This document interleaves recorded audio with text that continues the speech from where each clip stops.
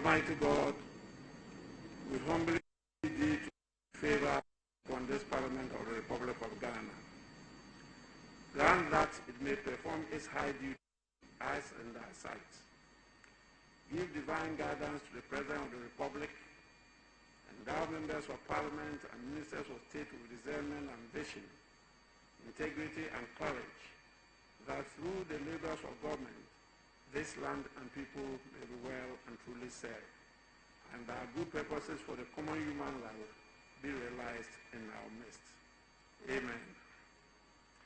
O God, grant us a vision of our country, fair as it might be, a country of righteousness, where none shall wrong his neighbor, a country of peace, where evil and poverty shall be done away with, a country of brotherhood, where all success shall be founded on service, and honor shall be given to the deserving, a country of peace, where government shall rest on the will of the people and the love for the common good.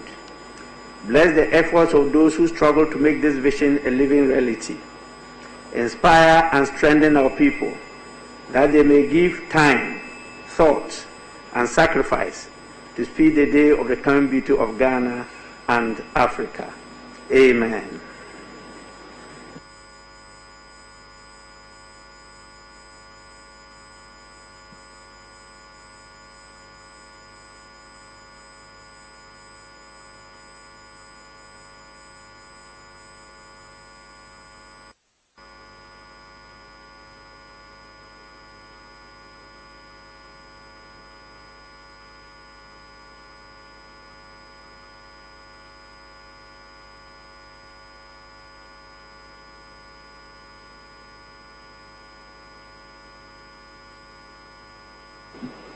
Honorable members, we'll go straight to item 3, correction of votes and proceedings and official report.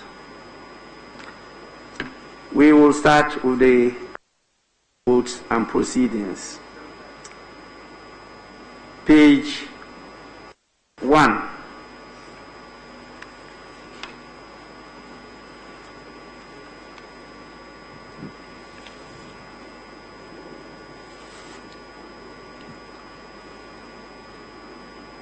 Page 2.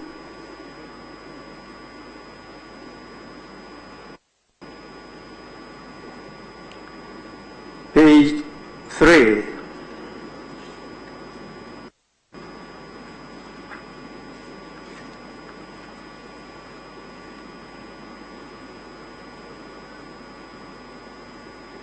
Page 4.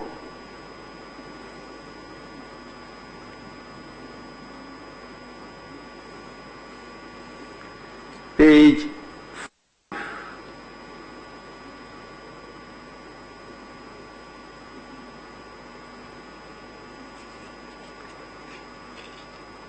Page 6.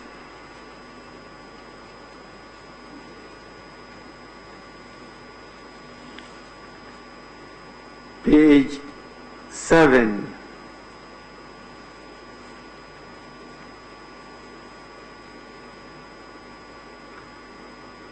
Page 8.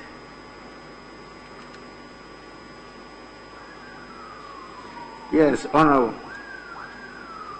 Most grateful. Right Honourable Speaker. Right Honourable Speaker, your ruling on page 8, there are a few corrections to be made. The second paragraph on page 8, the fourth line, it should be off instead of on, the urgency of the matter. So it should be off. And the last but 5 line, Mr. Speaker, rendering it as being incompetent, having regard, not regarding, having regard to the impact on the livelihoods of Ghanaians occasioned by the COVID-19 pandemic. And Speaker, the last word of that paragraph number 2, should be consent. Institutions consent, not concern. And the last paragraph on page 8, Mr. Speaker, you dismissed the matter before you. So the last line, that the objections to it were without merit and missed, same in limine. So dismiss and not dismiss. I thank you, Mr. Speaker. Yes, table office. Kindly take note. Yes, any further correction? Yes. Right Honorable Speaker, with respect, yeah.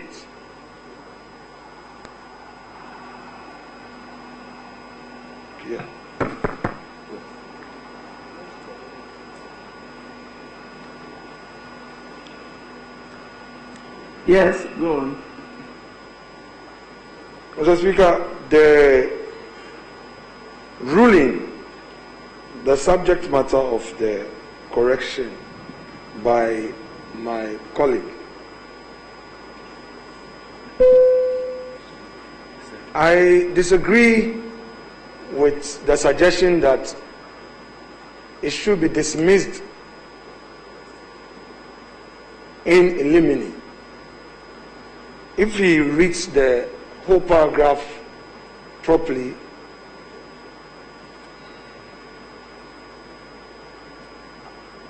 I hold a view that the rendition there is appropriate.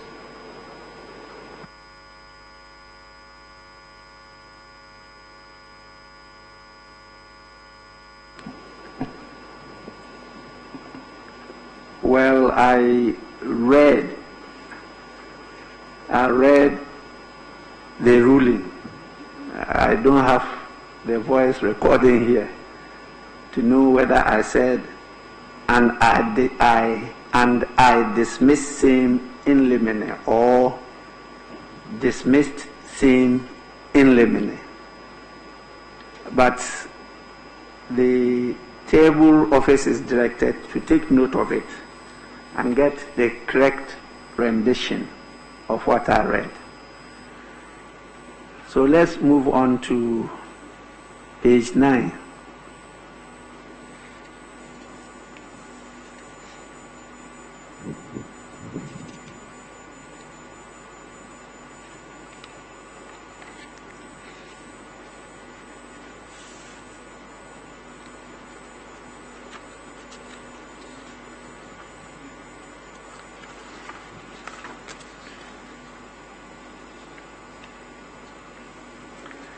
Honorable members, the vote on proceedings of the 7th sitting of the first meeting of the first session held on Tuesday, 26th January 2021, as corrected, are adopted as the true record of proceedings.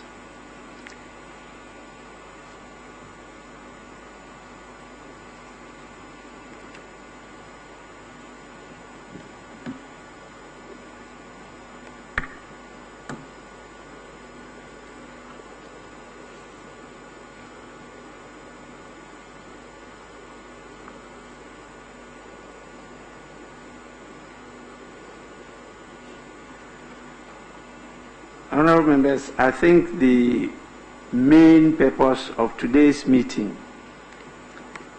is on the urgent motion which has been outstanding for some time now. I am, however, committed to another assignment, and so I will have to call on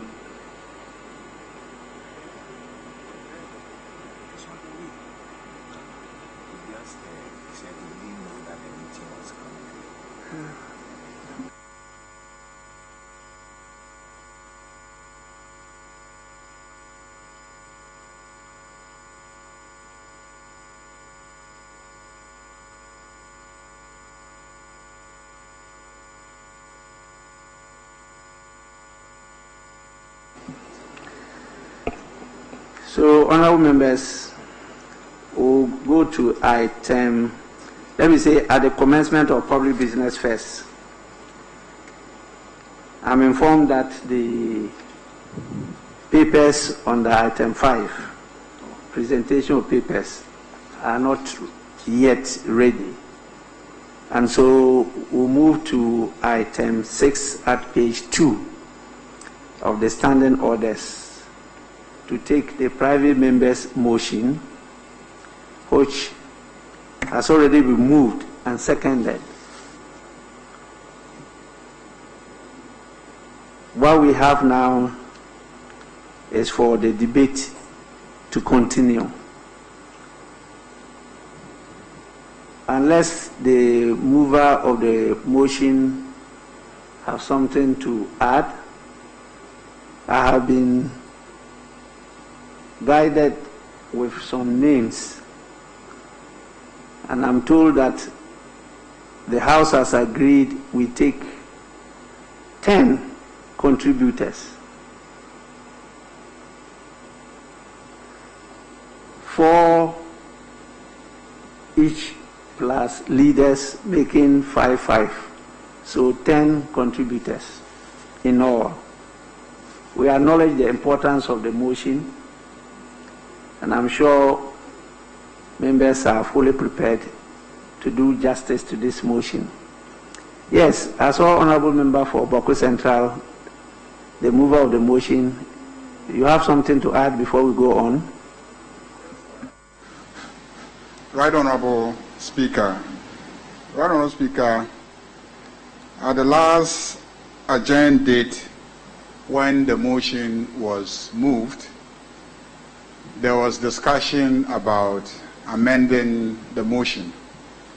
It was amended that day, and you gave further instructions in relation to consensus building around the rendition of the motion.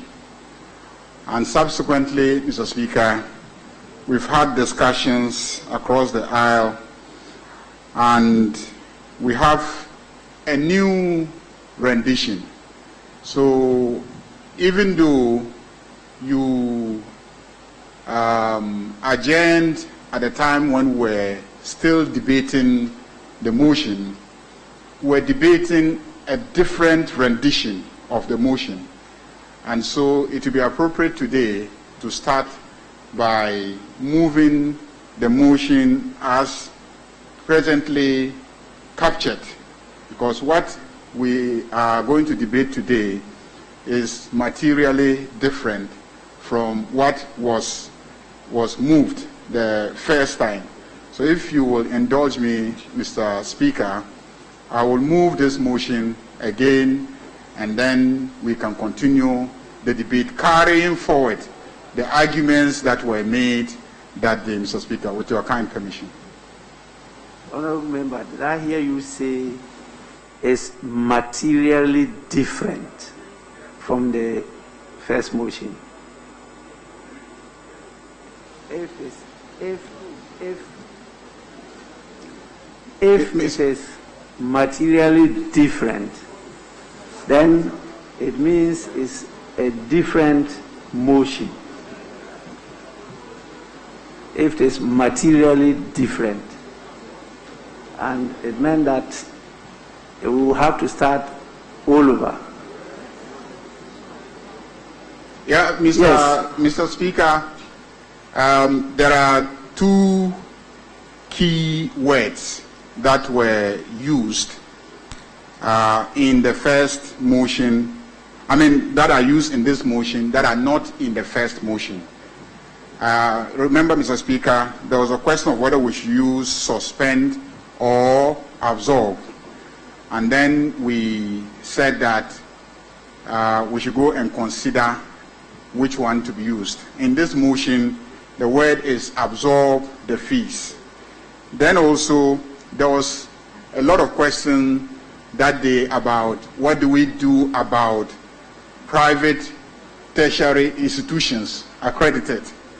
And this motion captures some concern about the situation of accredited private universities. So in that sense, there's some new thing in this rendition. How material is a question for you to decide. It is on the basis of that that I use the word material, that there is some difference, and therefore we should continue,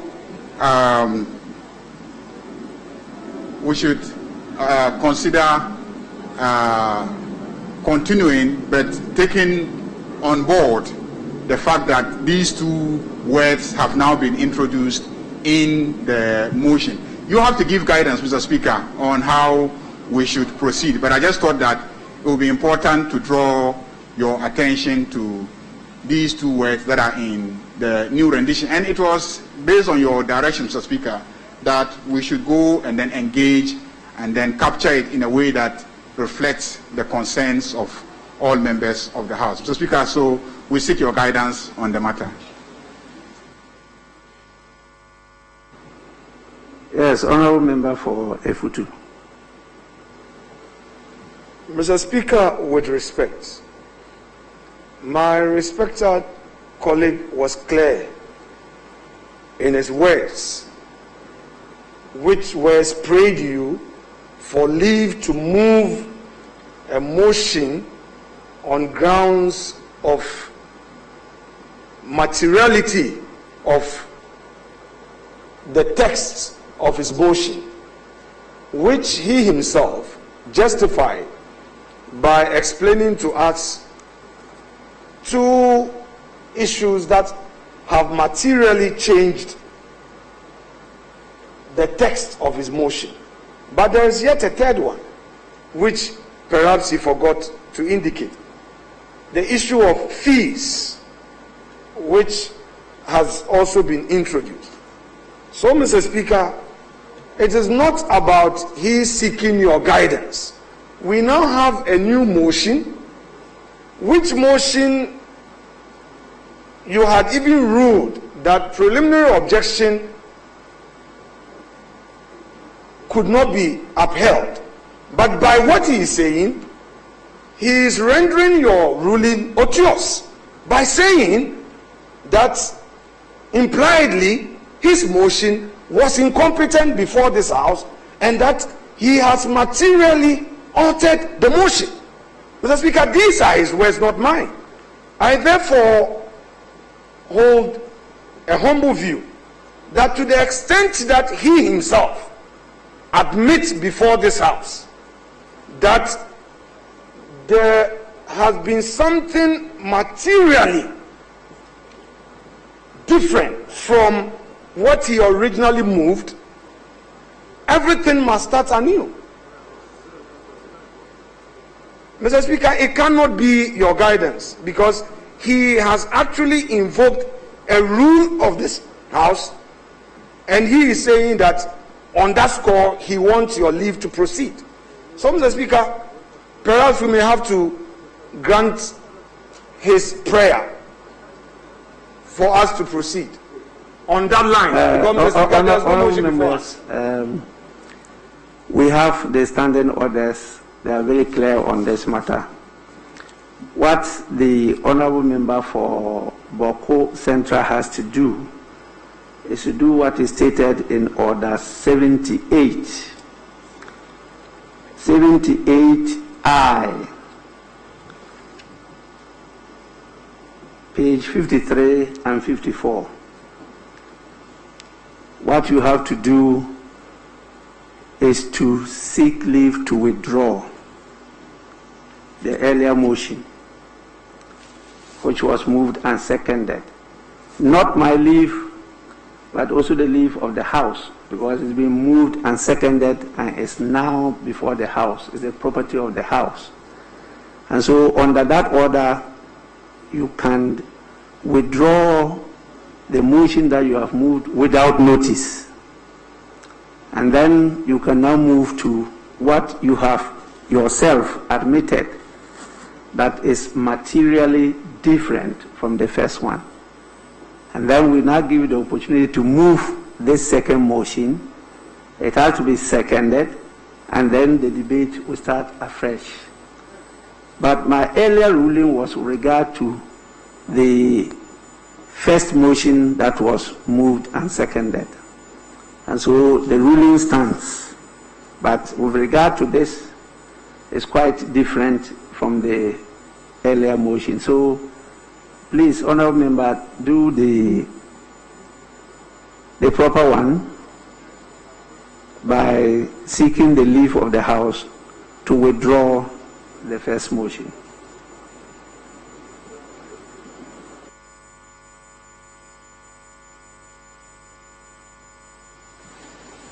Mr. Speaker, Right Honourable Speaker, I would rather that we amend the motion, because you admitted. Honourable member, I hope you are not attempting to challenge the ruling. What you need to do is, after you've withdrawn your motion, before you move this second motion, then you can give us some background. That is where the consensus will come in, why this motion is now coming. But as at now, the proper thing to do is to withdraw the first motion that you moved, which was seconded. Thank you very much, Mr. Speaker. I think that your guidance is duly taken on board, and therefore, with the leave of the House and pursuant to Order 78I, I seek to withdraw the motion earlier admitted and advertised, which rendition was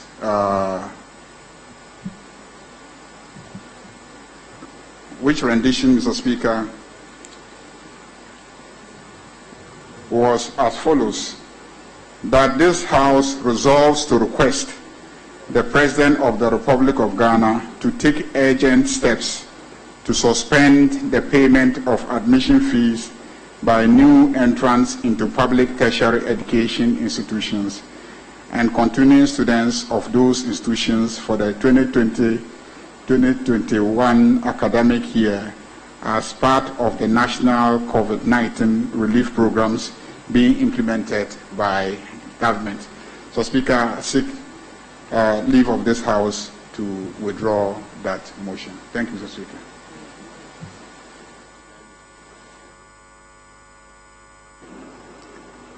Yes, honourable member for F2. Yes.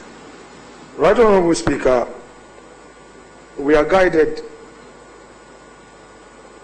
by the rules and your discretion in the rules by way of interpretation. Mr. Speaker, may we have a look at Order 82?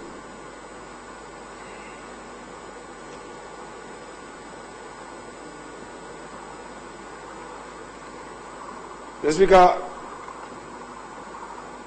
I was thinking that for the sake of our records, honourable member, in taking guidance from you, would have further fortified himself by citing Order 82. Because, Mr. Speaker, you gave him guidance under 78I. But then that was a guidance. You had led him the way. But he himself should have fortified himself, because he said with the leave of the House. So if it's with the leave, then it's important for him to refer to Order 82 as well, because that is the very relevant provision under which he can come. So, Mr. Speaker, if he's seeking refuge, he seeks it well, Mr. Speaker. If he can come well. I thank you, Mr. Speaker. Well, definitely you are right, because I said it was not just my leave. It's the leave of the House, and that is the proper standing order. But this is a matter of technicality. Let's move on, and let's grant him the leave to withdraw. And so it has accordingly been withdrawn. And now you can move on to move the consensual motion. Honourable members, we will have to go along this way for this 4 good years. We have to be building consensus, and while building the consensus, making sure we are doing the proper thing in the interest of everybody in Ghana. So please, let's be guided by that. And Honorable Member for Bogo Central, you may now move the consensual motion. Thank you very much, Mr. Speaker. Mr. Speaker, pursuant to Order 50, Mr. Speaker, I move that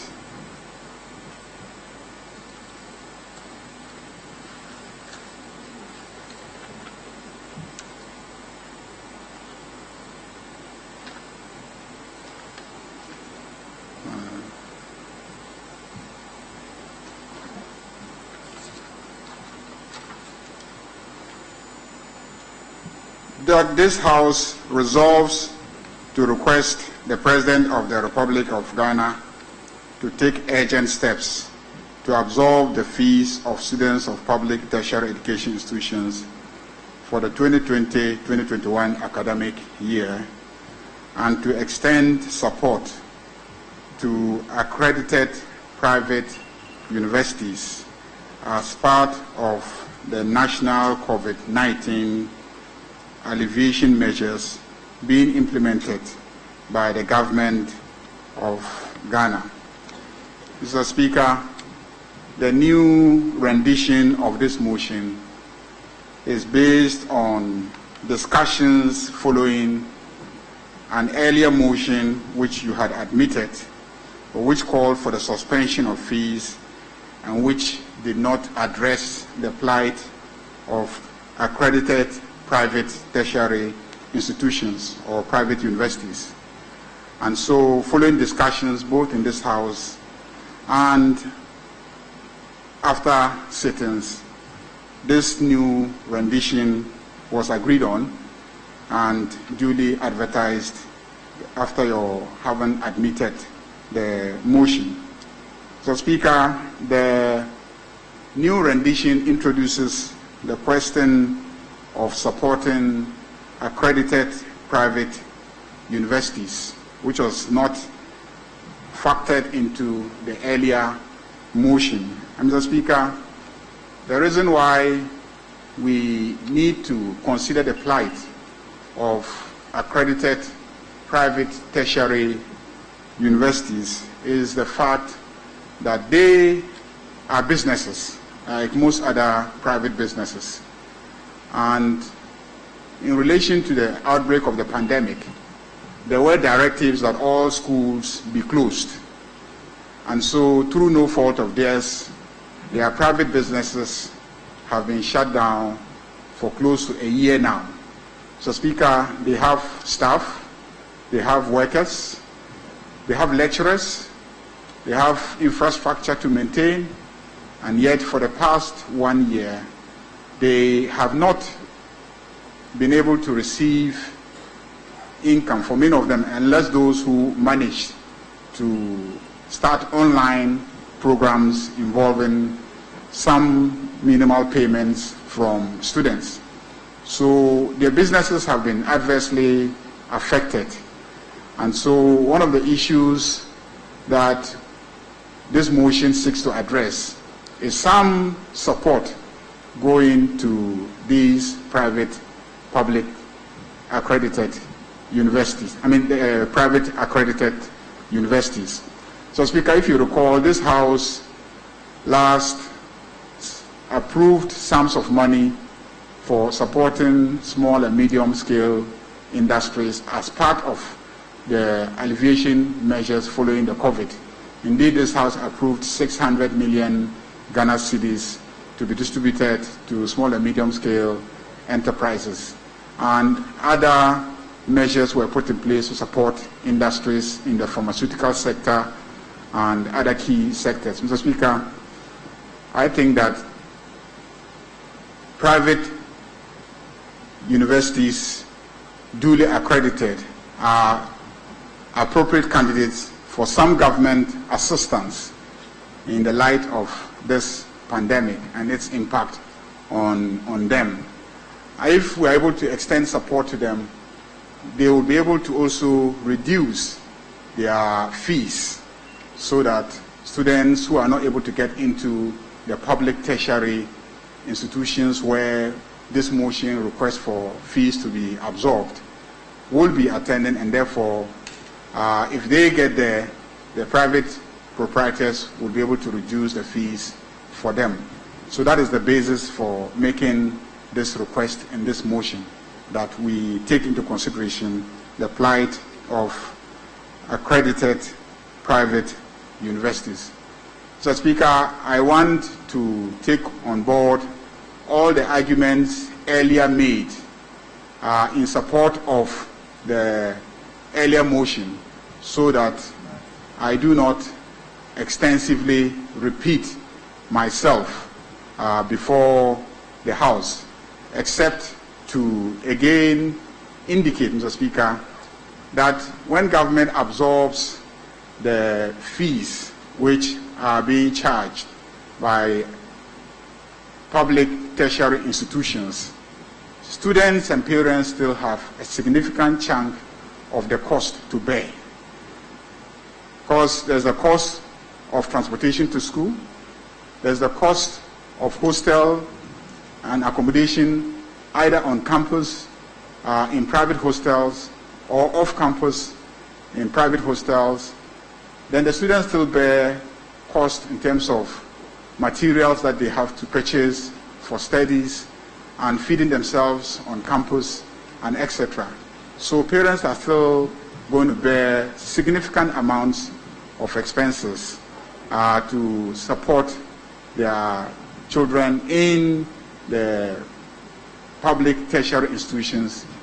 And so if government is able to absorb these fees and charges, it will be a measure that will alleviate the sufferings of parents and children pursuant to the situation created by the outbreak of the pandemic.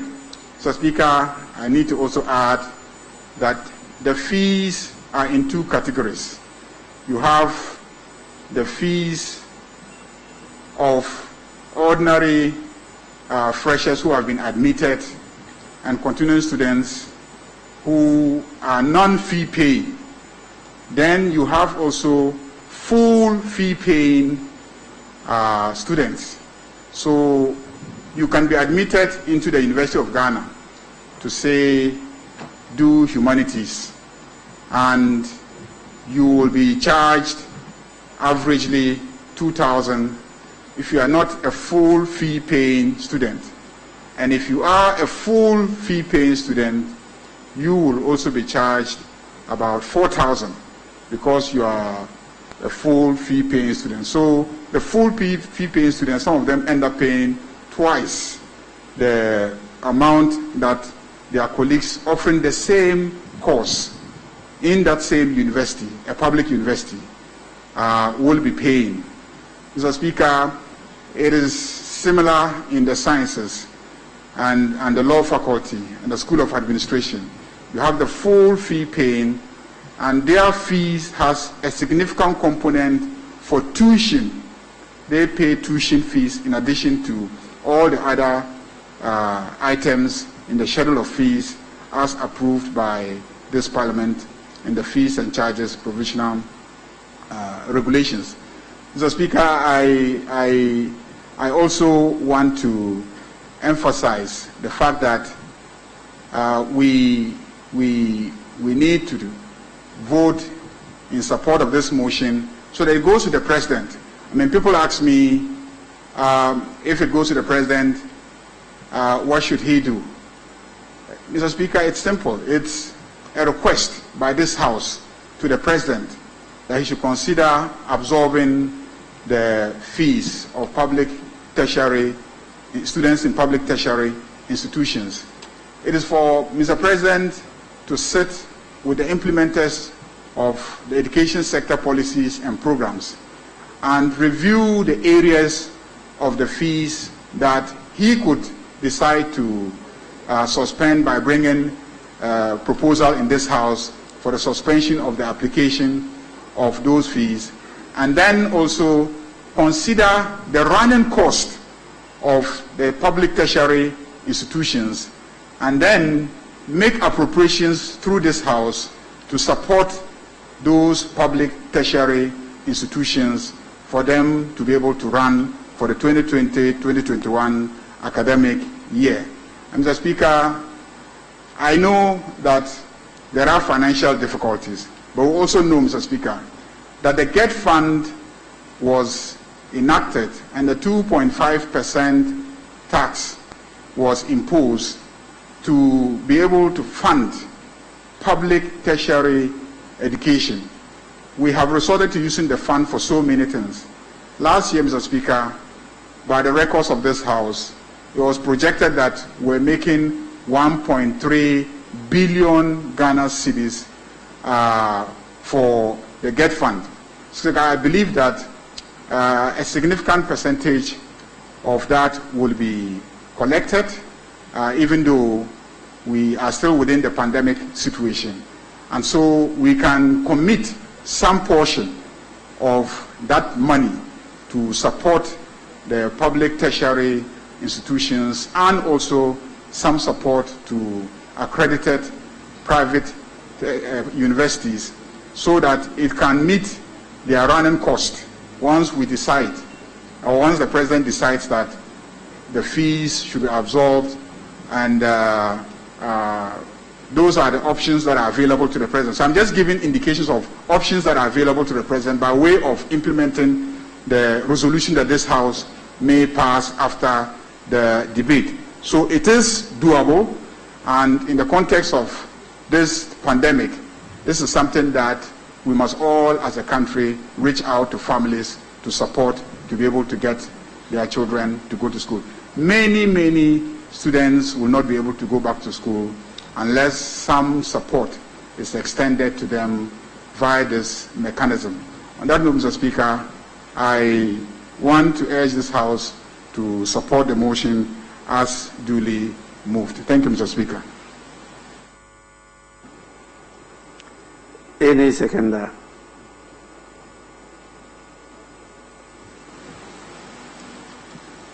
Right, Honorable Speaker. I rise to second the motion. I hope this is a consensual motion. Yes, Mr. Speaker. Okay. Go on. Thank you, Mr. Speaker. And in doing so, I want to stand by issues that I raised when the motion was first moved on the 20th of January. In the meantime, First Deputy Speaker to take the chair. Mr. Speaker, we will recall that when the motion was moved and seconded, and in doing so, I mentioned that there are various fees that are paid at the university.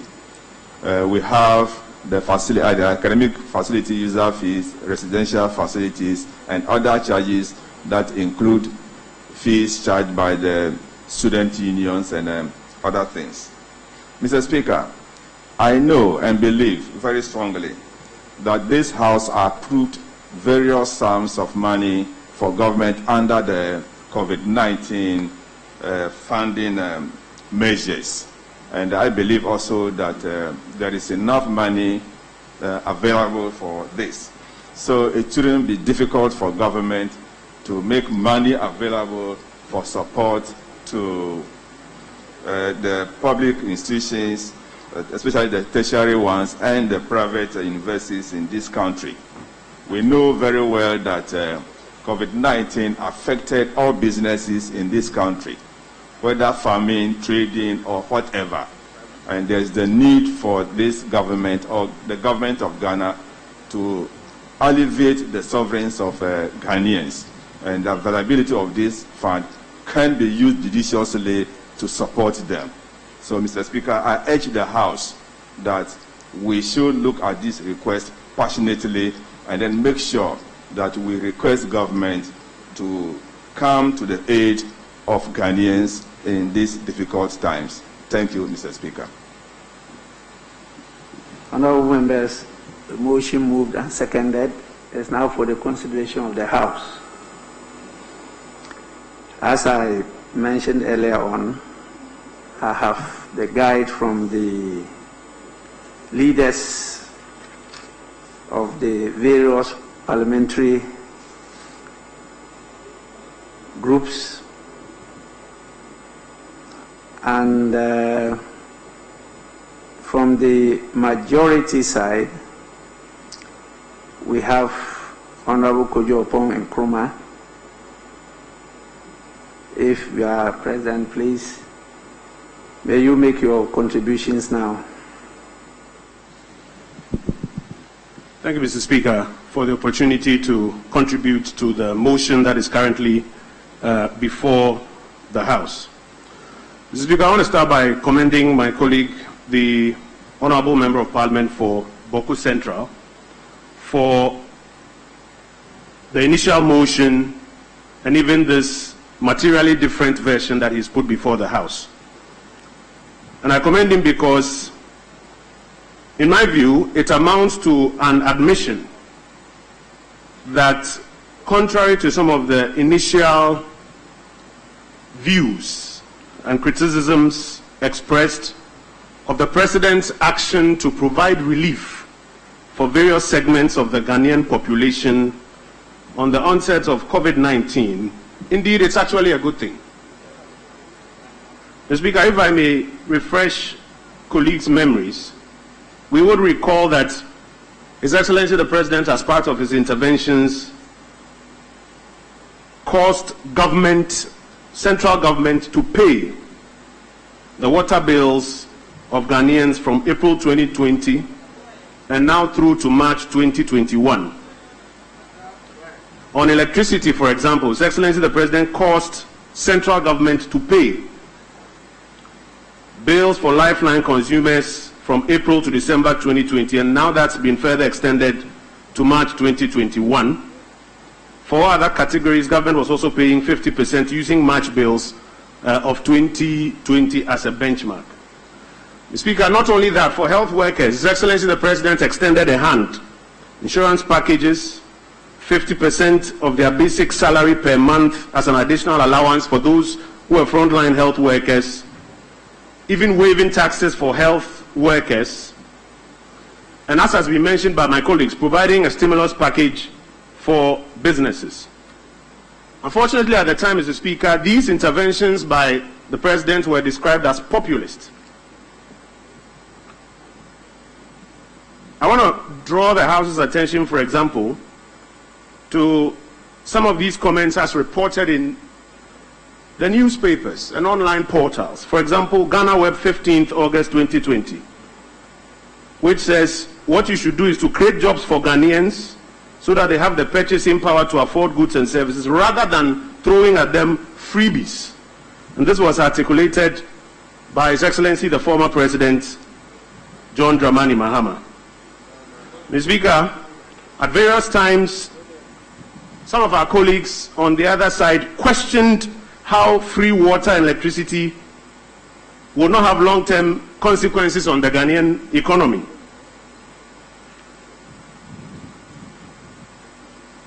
My good friend from Yape Kushogu on the other side, the Honorable John Jinapo on Peace FM on the 10th of April 2020, made an argument that by spending more time or more resources on electricity cuts, on supporting electricity and spending more money in that area, the Ghanaian consumer in the end was going to be worse off.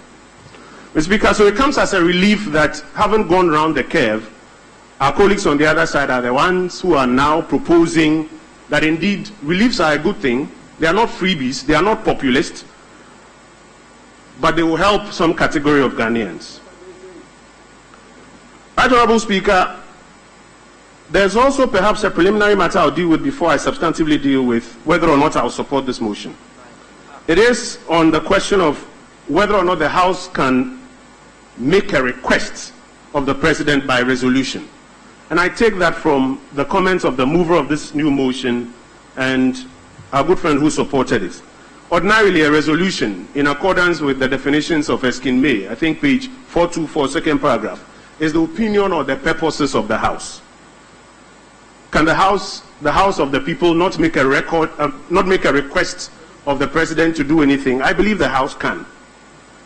But Mr. Speaker, the mover of the motion in his submission says that his intent is only to bring it to the attention of the President so that he may sit with the education policy makers, if I heard him correctly, and implementers, and decide what is appropriate to do.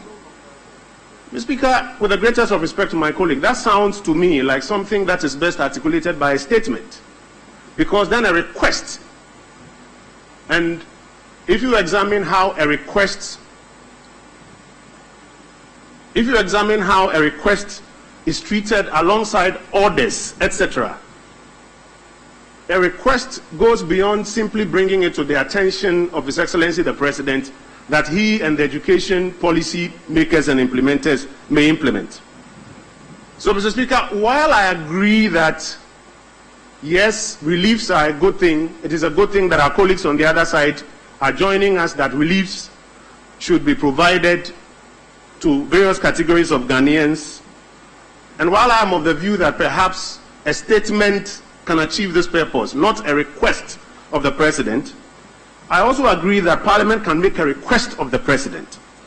But, Mr. Speaker, a request of the President, in my humble opinion, must meet some standards. If this House is to ferry a request to the President, it must meet some standards. In my mind, Mr. Speaker, first, it must be clear and specific, not ambiguous. Second, it must not encourage an illegality or an unconstitutionality. Third, Mr. Speaker, it must not be discriminatory. And finally, Mr. Speaker, it must follow best practices. And with your latitude, I'd like to provide a few reasons for which, Mr. Speaker, I will not be able to support this motion as is presently worded. The principle sounds like a good idea, but this motion as is presently worded, Mr. Speaker, myself and I believe a good number of my colleagues on this side will not be able to support it. So first, Mr. Speaker, on the question of specificity, what fees are we referring to? The argument has been made over and over again that there are admission fees, there are academic facility user fees, there are fees or some dues that are paid that go to the SRC, etc. Indeed, in his submissions this morning or this afternoon, he distinguishes between full fee paying students and those who don't pay fees as well. So what fees are we specifically talking about? Are we talking about all the fees or some specific fees? Are we talking even of the residential facility user fees that used to be in existence some time past? Mr. Speaker, there's the need to be clear, because to make such a request of the President, we cannot be ambiguous in our language going to His Excellency the President. Mr. Speaker, another test which I believe this motion as is currently worded does not meet is a test of legality or even constitutionality. Mr. Speaker, you would notice that the new rendition of the motion now talks about absorb. The earlier rendition was about suspend. What I was going to ask was that what did suspend mean in that rendition? Was it to hold back and bring it back a few years down the line, in which case the same people who can't pay today will end up paying double? But today it's been amended to absorb. But Mr. Speaker, what does absorb mean? Does it mean central government to pay? And Mr. Speaker, you would notice from some of the earlier arguments that have been made, indeed the second of the motion premises his secondment on the fact that this House has voted monies for COVID-19, and therefore those monies can be applied for this purpose. Mr. Speaker, if I recall, all the monies that this House voted for COVID-19 were for specific purposes which we debated and voted on. So to come back to this House and say that because we voted some monies for COVID-19 interventions, it therefore should be applied or covers everything, Mr. Speaker, is a bit, if I may use the language respectfully, taking the latitude a bit too wide. Mr. Speaker, Article 108 of the Constitution says, Parliament shall not Parliament may not, Parliament shall not, unless the bill is introduced or the motion is introduced, or on behalf of the President, proceed upon a bill, including an amendment to a bill that, in the opinion of the person presiding, makes provision for any of the following: imposition of taxation, And if you read 108 AII, it says the imposition of a charge on the consolidated fund or other public funds of Ghana, or the alteration of any such charge otherwise than by a reduction.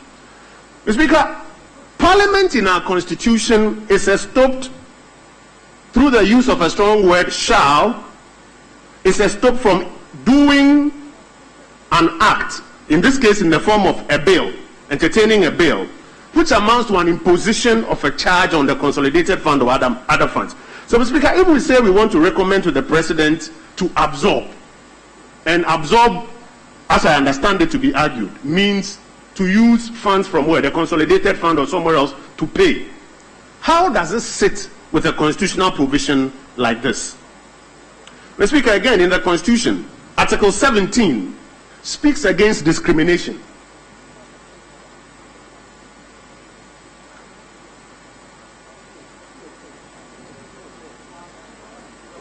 Speaks against discrimination, Mr. Speaker.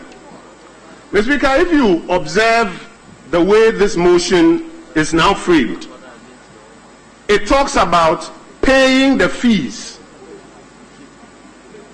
talks about absorbing the fees of students in public tertiary institutions. And then when it comes to those in private universities, it says to extend support to accredited private universities. Mr. Speaker, first of all, my argument of specificity applies to this support. What sort of support are we talking about? But even more specifically, now on the matter of discrimination. Why is it that when it comes to public universities, assuming we know what fees we are talking about, why are we not saying that those same fees be paid for those in the private universities? And then for them, we are saying that we should extend support to the institution. And the mover of the motion argues that it is his hope that when that support is extended, they will reduce fees. Mr. Speaker, we cannot work with such a hope. Respectfully, we cannot work with such a hope. It amounts to discrimination if you say you will pay some fees or all fees or specific fees for those in the public universities, and then when it comes to those in the private universities, you don't do same. And you say it should be a matter of support to those institutions. So, Mr. Speaker, that in my humble view will even fly in the face of Article 17 of our Constitution. Mr. Speaker, I want to draw my colleagues' attention to the Public Financial Management Act, Section 33. And Section 33 talks about multi-year expenditure commitments. If I'm correct, Mr. Speaker, our colleagues in the universities attend these institutions spanning more than 1 year.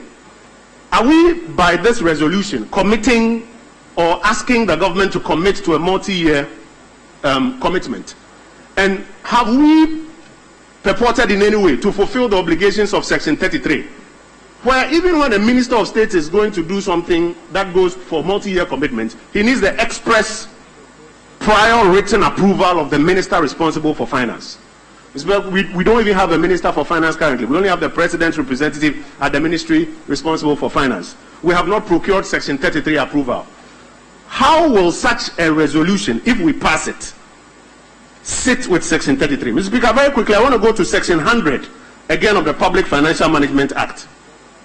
Any legislation to be laid before Parliament or proposal submitted for the approval of Parliament shall, not may, shall be accompanied by a fiscal impact analysis stating the estimated effect on revenues and expenditures for the financial year in which the legislation or proposal is expected to come into effect. Mr. Speaker, the spirit is to ensure that we don't throw our finances out of balance. What is the fiscal impact presumption or projection that is associated with this resolution that we want to send to the President? My uneducated calculation, about 500,000 young people are across our tertiary institutions in this country, public and private. If the average fee, and we are not even sure which fee we are talking about, is 3,500 cedis, that's 1.7 billion Ghana cedis, about 0.5% of GDP. Am I correct? Am I wrong? How does this sit with the government's numbers?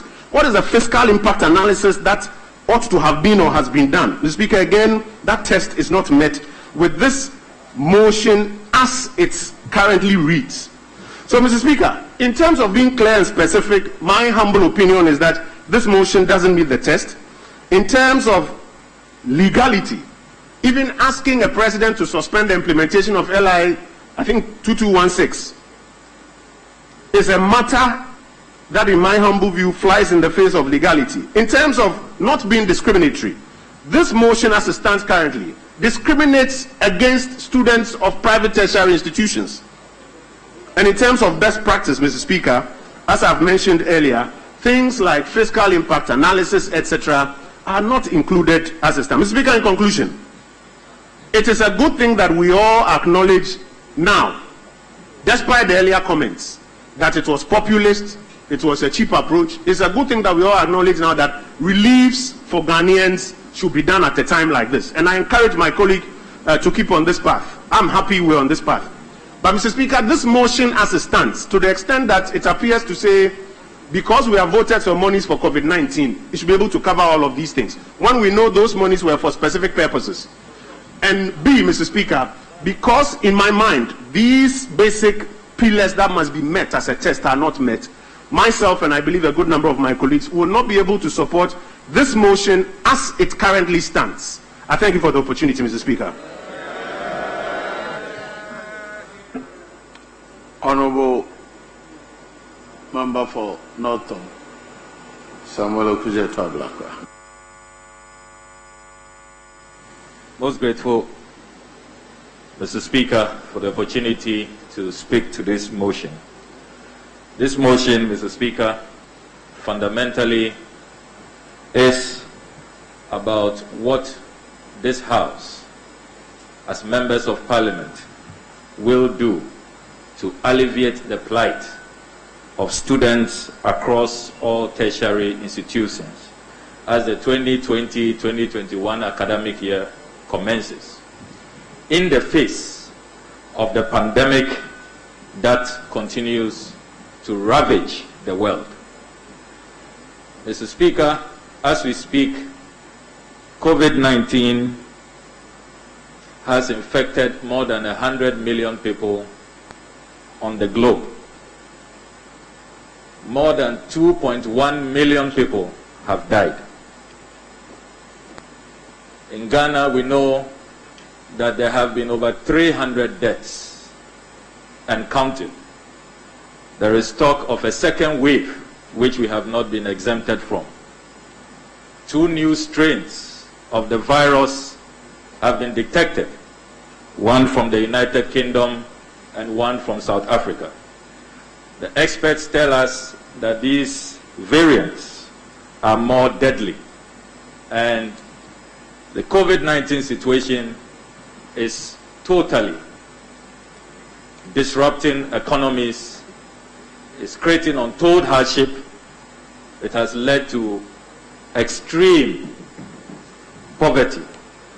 Economies are collapsing, and our economy is not excluded. Indeed, this economy is in recession. As we speak, many have lost jobs, many workers have been laid off, and there is considerable difficulty. And that is why governments across the globe have been intervening to mitigate and to cushion their citizens. I do know, Mr. Speaker, that all of us have been committed one way or the other in helping to alleviate the plight of our constituents, even at the constituency level.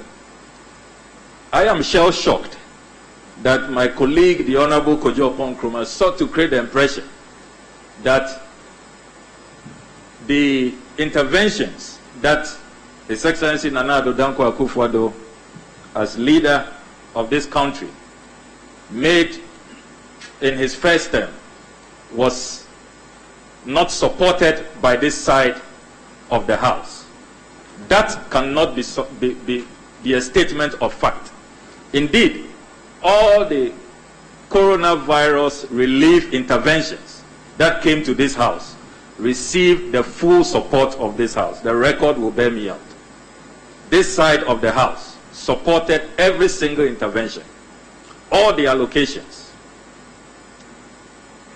His Excellency, the former president, which he sought to indict. His Excellency President John Dramani Mahama did not only publicly support social interventions, he himself was at the forefront, at the personal level, in making donations, personal protective equipment, to the Ridge Hospital, to the Kolebo Teaching Hospital, to the Ho Hospital, the Volta Regional Hospital, virtually all the regional hospitals in this country. So how can somebody who was at the forefront of making social interventions, he does not manage our taxes, he has not been given public funds to manage, and yet he managed to dig deep and raise personal resources to help alleviate the plight of Ghanaians? How can this same person be accused today by the caretaker information minister that President Mahama does not believe in social interventions or alleviating the plight of our people? The good people of this country know the track record of President Mahama and the NDC. Indeed, Mr. Speaker, some of us at the personal level in our constituencies, I have been inspired by the contributions that members of parliament have made in their constituencies. In my own constituency, I managed to raise resources to even pay private school teachers who have been home for several months without salaries. And I have seen other interventions by colleagues. So, as leaders, we know that a time like this demands of us to stand up and speak for the vulnerable, to stand up and creatively find ways of ensuring that our citizens who vote for us fundamentally to improve their lot, to ensure that their welfare is protected, we must not be seen or heard using technicalities, warped arguments, and outright falsehoods to, as it were, stifle their progress. Mr. Speaker, it is important to stress that fundamentally, education... Honourable Member, please hold on. Yes. Mr. Speaker, I believe that I am the first person on this particular motion to speak in opposition to the motion. My colleague on the other side talks about outright falsehoods and warped arguments. Mr. Speaker, I believe that if it is me he's referring to, that will not be parliamentary. I believe, as has been mentioned already, we are working in consensus.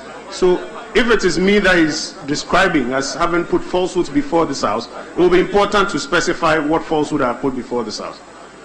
Thank you, Mr. Speaker. Honourable Member, you know what is acceptable language, so kindly withdraw those words which are unparliamentary. Well, Mr. Speaker, I heard my honourable colleague say that we did not support President Akufo-Addo's freebies. We opposed it, and that's not the truth. If I should put it that way, that is not the truth. That is not accurate. So I really am at a loss, so unless I didn't hear you clearly. Yes, Mr. Speaker, I believe my colleague did not hear me right. I quoted the former President John Dramani Mahama, who is not a member of this House, and his public comments in describing what the President was doing as freebies. My colleague on the other side says that the members of this House did not vote against the President's application for funds. I do not believe that putting the two together, he can describe my quotation of the former President as an outright falsehood. I don't believe so, Mr. Speaker. I think it is incorrect, and he should withdraw saying. You have taken the former President totally out of context. I have put it to you that the former President did not only support the President's social interventions, he himself led his party to offer donations to hospitals, to orphanages, to people who were affected. Honourable Member for No. The issue is, did he misquote the former president? If he did not, then it is not a falsehood. That's all I'm asking you to withdraw. Well, Mr. Speaker, I will comply with your decision in deference to you and with utmost respect. But the facts are known to everybody in this country that President Mahama did not only support social interventions, he led the way. There are very few opposition leaders who don't manage taxes, who did what President Mahama did in this country in the year 2020. But, Mr. Speaker, I want to progress. The Universal Declaration of Human Rights, Mr. Speaker, makes education a right. The United Nations admonishes all governments to ensure that whatever barriers, whatever limitations will get in the way of their nationals, they should do well to get those barriers out of the way. And that is why in Ghana, when we promulgated the 1992 Constitution, Article 25 of the 1992 Constitution virtually rehashed the Universal Declaration of Human Rights and made education a right. And Mr. Speaker, since 1992, if you look at the Constitution, we are one of few countries that put in our Constitution FQ, free compulsory universal basic education, that it should be free. And successive governments must be commended for that effort. President Akufo-Addo must also be commended for building on that, what President Rawlings, President Mills, President Kufuor, before President Mills, President Mahama did by progressively free secondary education and introduced free SHS. All of that is in fulfillment to Article 25 of our Constitution. What is interesting is that Article 25 1C of our Constitution even makes higher education in Ghana progressively free. That as we build this economy, as we work hard to expand the national cake, a day should come that students, Ghanaian students at the tertiary level, should not be called upon to pay fees. That is a fantastic dream of the forebears of our Constitution and our country. And so in all we do, we should, as a matter of principle and philosophically, have this understanding that even in good times, that is the philosophy of our country. Our raison d'etre is that we will get to a day when education at all levels, basic, second cycle, tertiary, higher education, will be free, even in good times. That is what Article 25 1C of our Constitution says. So how much more in these difficult times where more than 2 million people in the world have died? And as I speak to you, Mr. Speaker, countries are being very innovative.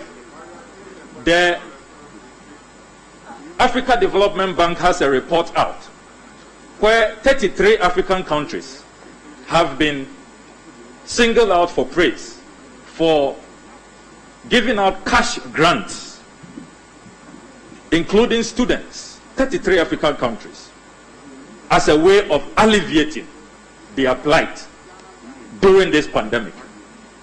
The United States of America, Mr. Speaker, has passed the CARES Act, C-A-R-E-S, the CARES Act, where student loans, for the first time in many decades, have been suspended.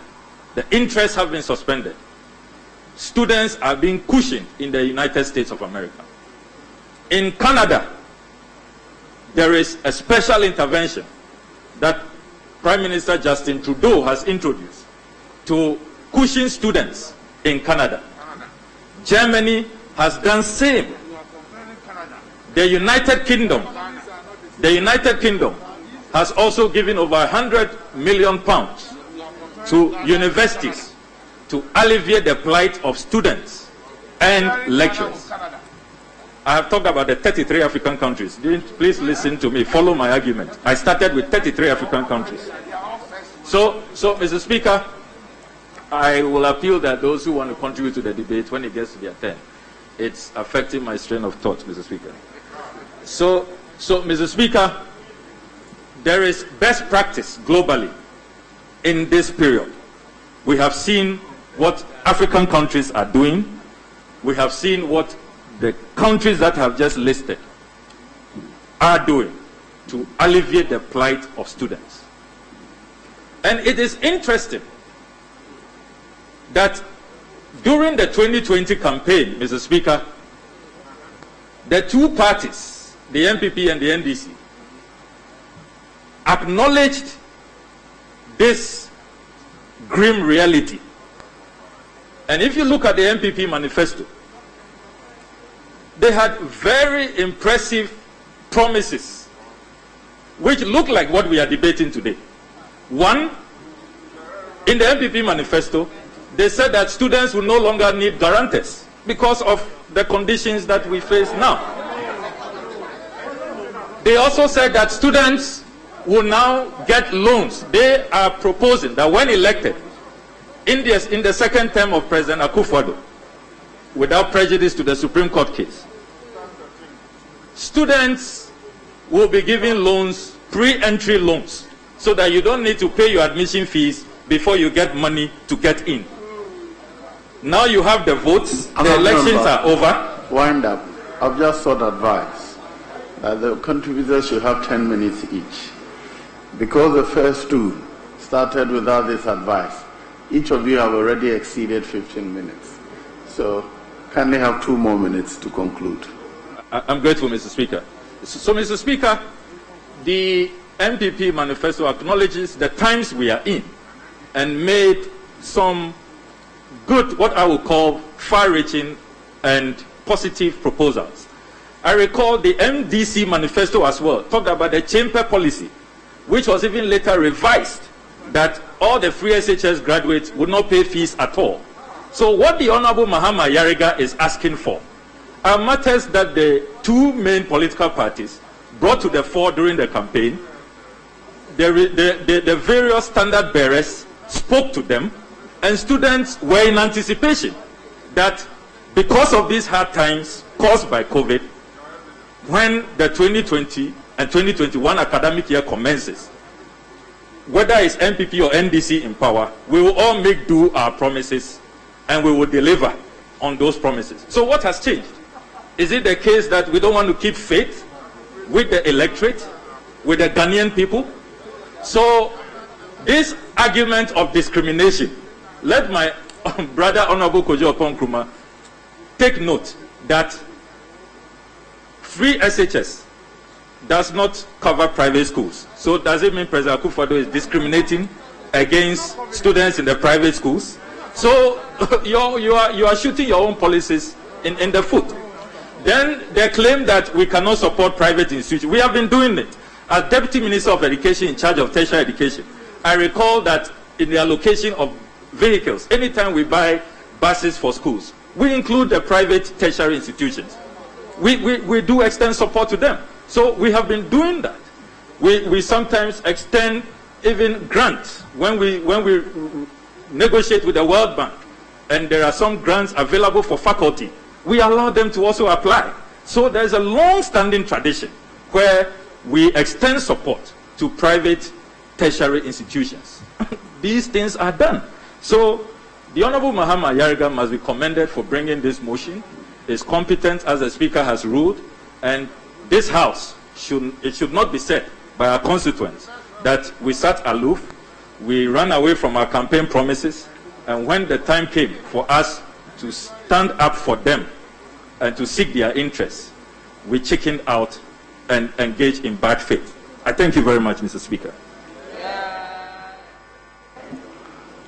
Honorable Member for Bosomtwe, Dr. Adichum Osei. Mr. Speaker, thank you for the opportunity to speak on this motion. Mr. Speaker, my honorable colleague talked about what has changed. My honorable colleague, nothing has changed. We as a government don't even have our ministers in place, so nothing has changed. We have not begun the process of implementing our manifesto. And when the appropriate time comes, my brother, we will not chicken out. Whatever we promised, we will deliver with your support. Mr. Speaker, I know there are many people in this House who have supported education, supported tertiary education, have paid the fees of our students in our constituency, and as someone who recently paid the fees of 30 students to pursue engineering at UMatt, I'll be the last one to come up here and speak against this motion. It's interesting when colleagues stand up and say we need to support our children. But Mr. Speaker, at the first survey you will say, yeah, there's COVID-19. But Mr. Speaker, I have spoken with a number of vice chancellors who are telling me they don't know what is going on in this house. The vice chancellors are saying that on a scale of preference, this is not what they are going to ask us to do for them. So I hope my honorable colleague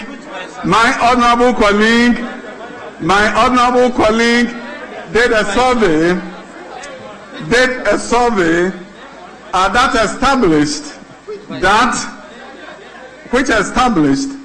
that there's an urgent need. Let me give an example, Mr. Speaker. A number of universities have opened, all of them. Students have registered, they are in place. If my honorable colleague came to the House to say that the students have not shown up in school, it's a different argument. I will give you the example of University of Professional Studies, Accra. In 2018-19, 67% of the students that they admitted registered. You know, in Ghana, because we don't have a common admission platform. Hold on. Yes, honorable member for Ningo Pram. Thank you very much, Right Honorable Speaker. This House is a house of records. Hearing the former Deputy Minister for Education say that he's spoken to vice chancellors and they say what we're doing in this house is not what they need and that it is not on their priority list. Right Honorable Speaker, it will only be right that he lets us know which vice chancellor of which university said that to him for the records of this house. You're out of order. Honorable member, please continue. Mr. Speaker, when you look at the number of students who have registered and paid at University of Professional Studies, Accra, UPSA, is 70% of students who were offered admission have duly paid and they are in school. In 2018-19, only 67% did actually pay and went to school. In 2019-20, 63% paid out of those who admitted paid and went to school. In the midst of the pandemic, 70% have paid and they are in school. So when the motion talks about absorbing fees, are we absorbing the fees of those who have already paid? Students who already paid and they are in school and they are studying, and are we absorbing the school the fees of students who have already paid? This is a very interesting suggestion and a motion to make at this point when students have already registered and they have paid their fees, and we are talking about absorbing of the fees. I don't know whose fees we are absorbing. Mr. Speaker, we know that our students should be supported, and we must in fact salute. Yes, the honorable member on his feet. What is it? Thank you, Right Honorable Speaker. Right Honorable Speaker, the former minister kept mentioning percentages. 70% of students pay their fees, 30%, what have you. No justification, no evidence, no source. How does he want this August House to believe in whatever that he's saying? I think that the honorable former minister should provide some evidence to indicate that actually the percentages. Honorable members, please, for those who want to intervene, please be guided by the standing orders. If the member has not said something offensive, something factually incorrect, please don't intervene. respond in your contribution. Thank you very much. Please continue. Thank you, Mr. Speaker. Mr. Speaker, we are in a pandemic, yes. And I want to salute the parents of this country that in the midst of a pandemic, they have sent their children to school and they have paid for them to be in school. I want to salute the honorable colleagues in this side, both sides of the aisle, who have also supported their students to go to school. And I want to say that this motion have not made a case that students are on the streets, students are not in school, students are in school, they have registered, they have paid, they are studying, and therefore, Mr. Speaker, inasmuch as I support assistance to needy students, inasmuch as I support that we have to do our utmost to ensure that every student have an opportunity to attend tertiary education when they have satisfied all their requirements, inasmuch I know that tertiary education is one of the most critical factors for the transformation of a nation. Mr. Speaker, I know that if your gross tertiary enrollment ratio is not up to about 40 to 50%, the transformation of your country will elude you. So any attempt to support students should be commended. But Mr. Speaker, as I look at this motion and reflect on it, this motion is just going to cause confusion. Because when this motion gets to the desk of the president, and we are talking about absolving of fees, and we are saying fees of who? Fees of first-year students, continuing students. Is the fees of those who have paid, or the fees of those who are saying we cannot pay? Mr. Speaker, based on this, I stand and I say that this motion should be rejected. Honorable Haji Aladi.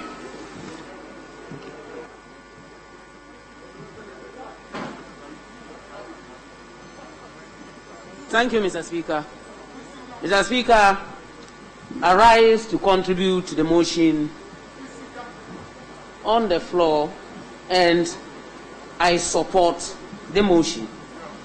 Mr. Speaker, listening to the arguments on the floor, I have asked myself several questions, including the very fact that the arguments against this motion go on to talk about discrimination, while the same persons who are making the argument and saying the motion is discriminatory are the same persons who are upholding and praising the fact that government have given free water, free electricity, free senior high, and what have you.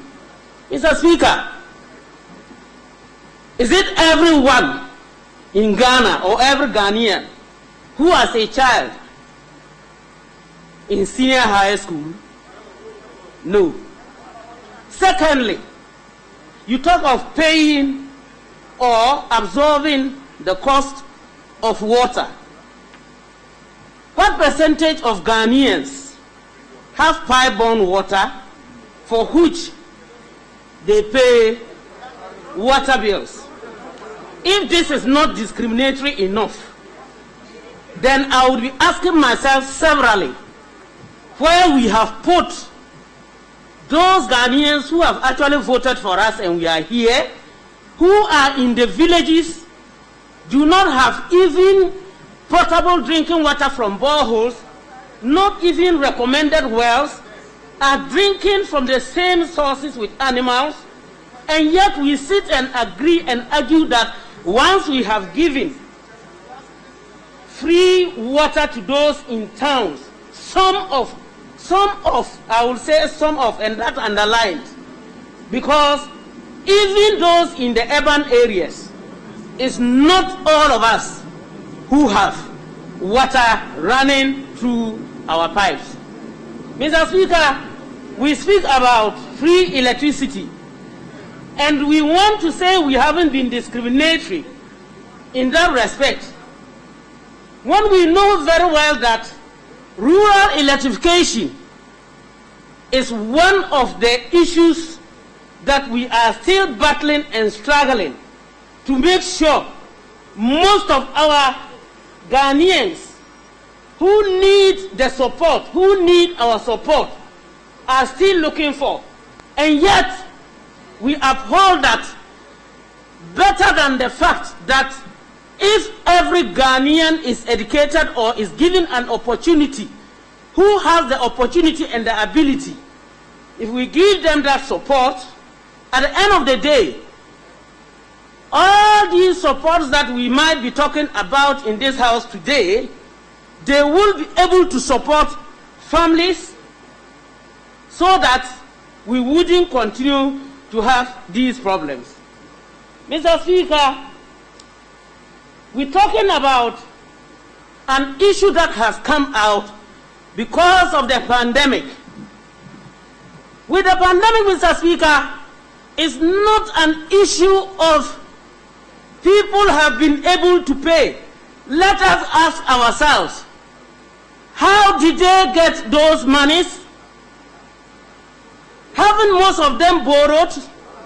We are fully aware in this house that some of them even come back to us to tell us that we should support them to go and pay or offset those monies that they have borrowed. Let us be sincere with ourselves. The motion on the floor is not an issue of NDC or NPP. The issue on the floor is not about whether it is whose president has won or has not won. The issue on the floor is about our own persons, those that cannot, and those who do not have it. Mr. Speaker, the issue of discrimination also came when it was discussed, being mentioned here, but by my most respected colleague, and with all due respect, that we do not know what fees we should be paying for, because we are not able to tell who pays what. I believe that no matter how much the fee is, whether it is 1,000 Ghana cedis or 2,000 Ghana cedis, it is very relevant and important. And in supporting, we should look at it that even the free water that was being given, we all do not pay the same amounts. We pay different amounts when it comes to our water bills, our light bills, and what have you.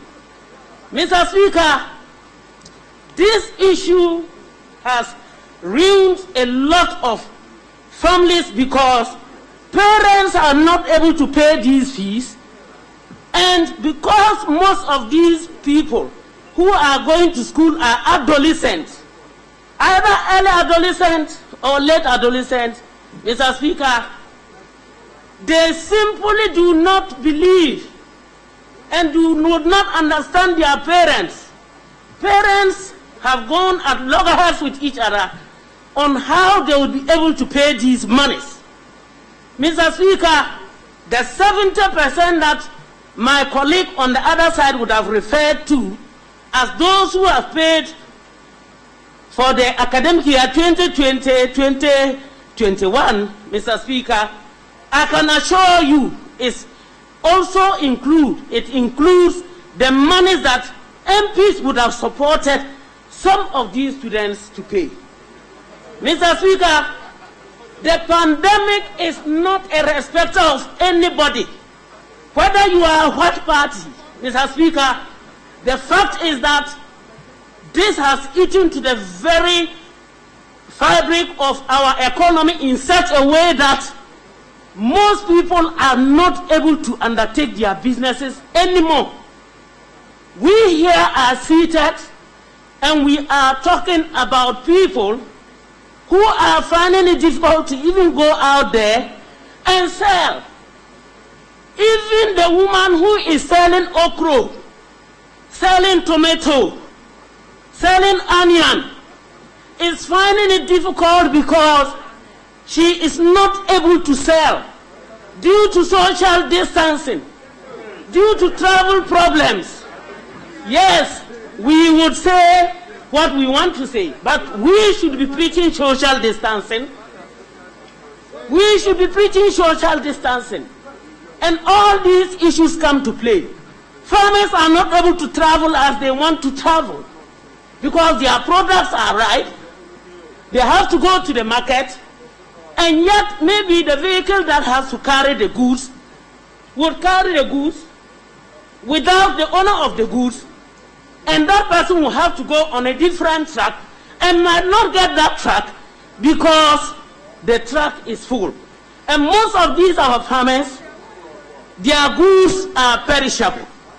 Mr. Speaker, I wish to plead with us here and to say we should, as earlier discussed, and as the maker of the motion stated, that there was consensus for him to have changed the statement from its original form to what it is. If there was consensus, Mr. Speaker, let us respect ourselves and know that what we are doing is for every Ghanaian. Mr. Speaker, I support the motion 100% and I am for it. I thank you, Mr. Speaker. Honorable Alexander Fenyomaki.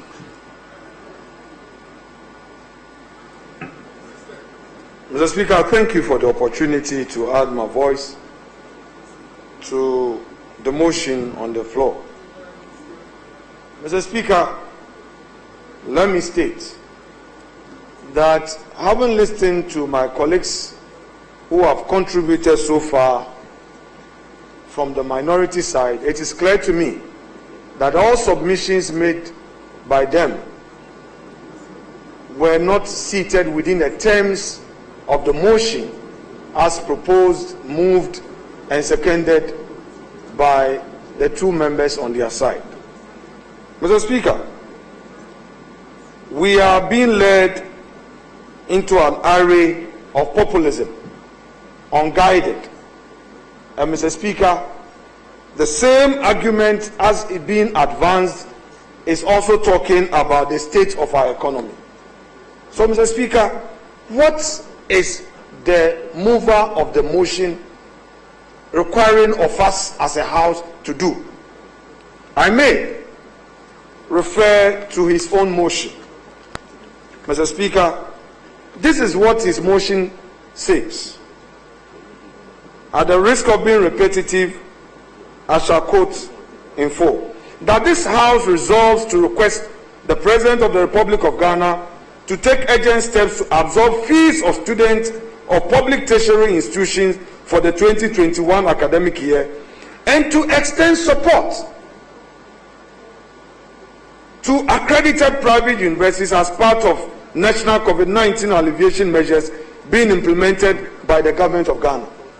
Mr. Speaker, with the greatest respect, the motion itself in its form and in substance is defective. Why the differential use of language? Why use a language absorb that of public tertiary students, and then the same motion talks about extend support to private universities? Mr. Speaker, clarity and certainty are key. If we are inviting Mr. President and his government to do a certain act, we ourselves must be clear exactly what we want the government to do. And I'm saying, Mr. Speaker, that this motion as moved is not clear, is not certain. We are not sure of the intent of Honorable Mahama Ayariga. And Mr. Speaker, listening to my respected colleague Ablakwa, he argued, and in support, these were his words. As a result of COVID-19, economies are being disrupted, economies are collapsing. These are his words. Then he refers again to Article 25, 1C. Mr. Speaker, the Article 25, 1C, which he quoted to support his argument, says, higher education shall be made equally accessible to all on the basis of capacity, vary by every appropriate means, and in particular progressive introduction of free education. So, Mr. Speaker, the interlocking relationship here, in one breath, his argument is that economies are failing, and that does not exclude Ghana. He says that COVID is disrupting economies. That does not exclude Ghana. Then, the constitutional provision he relied on to advance his case also talks about capacity. So, Mr. Speaker, in the wake of COVID, is it his case that though we are having disrupting economy, though our economy is failing, we still have capacity to carry out the mandate as being imposed on us by our respected colleague Ayariga? Mr. Speaker, the inconsistency is very apparent. It's so clear that you cannot approbate and reprobate. You cannot eat your cake and have it. If you want to invite us to follow you on a particular path, it is important to be consistent, clear in what you want us to do. The mover of the motion himself says that he expects government to sit together with the implementers of its educational policy. Mr. Speaker, if indeed this is what Honorable Ayariga wants us to do, then it is important to advert his mind to Order 72. Mr. Speaker, this is what Order 72 says. By the indulgence of the House and leave of Mr. Speaker, a member at any time appointed for statement under Order 53, explain a matter of personal nature, make a statement on a matter of urgent public importance. Any statement other than personal statement may be commented upon by other members for a limited duration of time, not exceeding an hour. Mr. Speaker, I will end there and make this point, that if indeed the intent of my colleague is to bring to the attention of this House this matter as urgent and as important as he deems it, which I agree with him, he should come by way of statement. This is the appropriate channel to advance this cause. Then we would be engaging. What he is doing, Mr. Speaker, is exactly what Mr. Speaker admonishes us not to do. Carrying out an obstructionist agenda, trying to ambush government, because the appropriate route is to come up with a statement. If you come out with a statement, we engage each other, because, Mr. Speaker, the explanatory submission by him talks about the fact that he is not restricting government.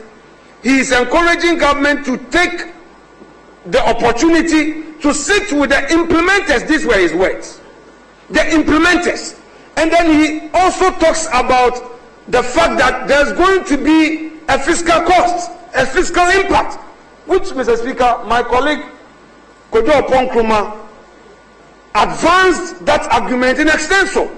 He took time to explain to us the fiscal impacts on our economy.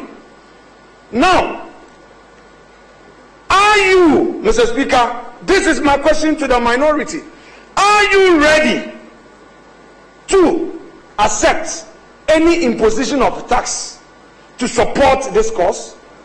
Because if we all agree, as my colleague from Pusiga, whom I refer to as my mother, said, she said that businesses are collapsing. I agree.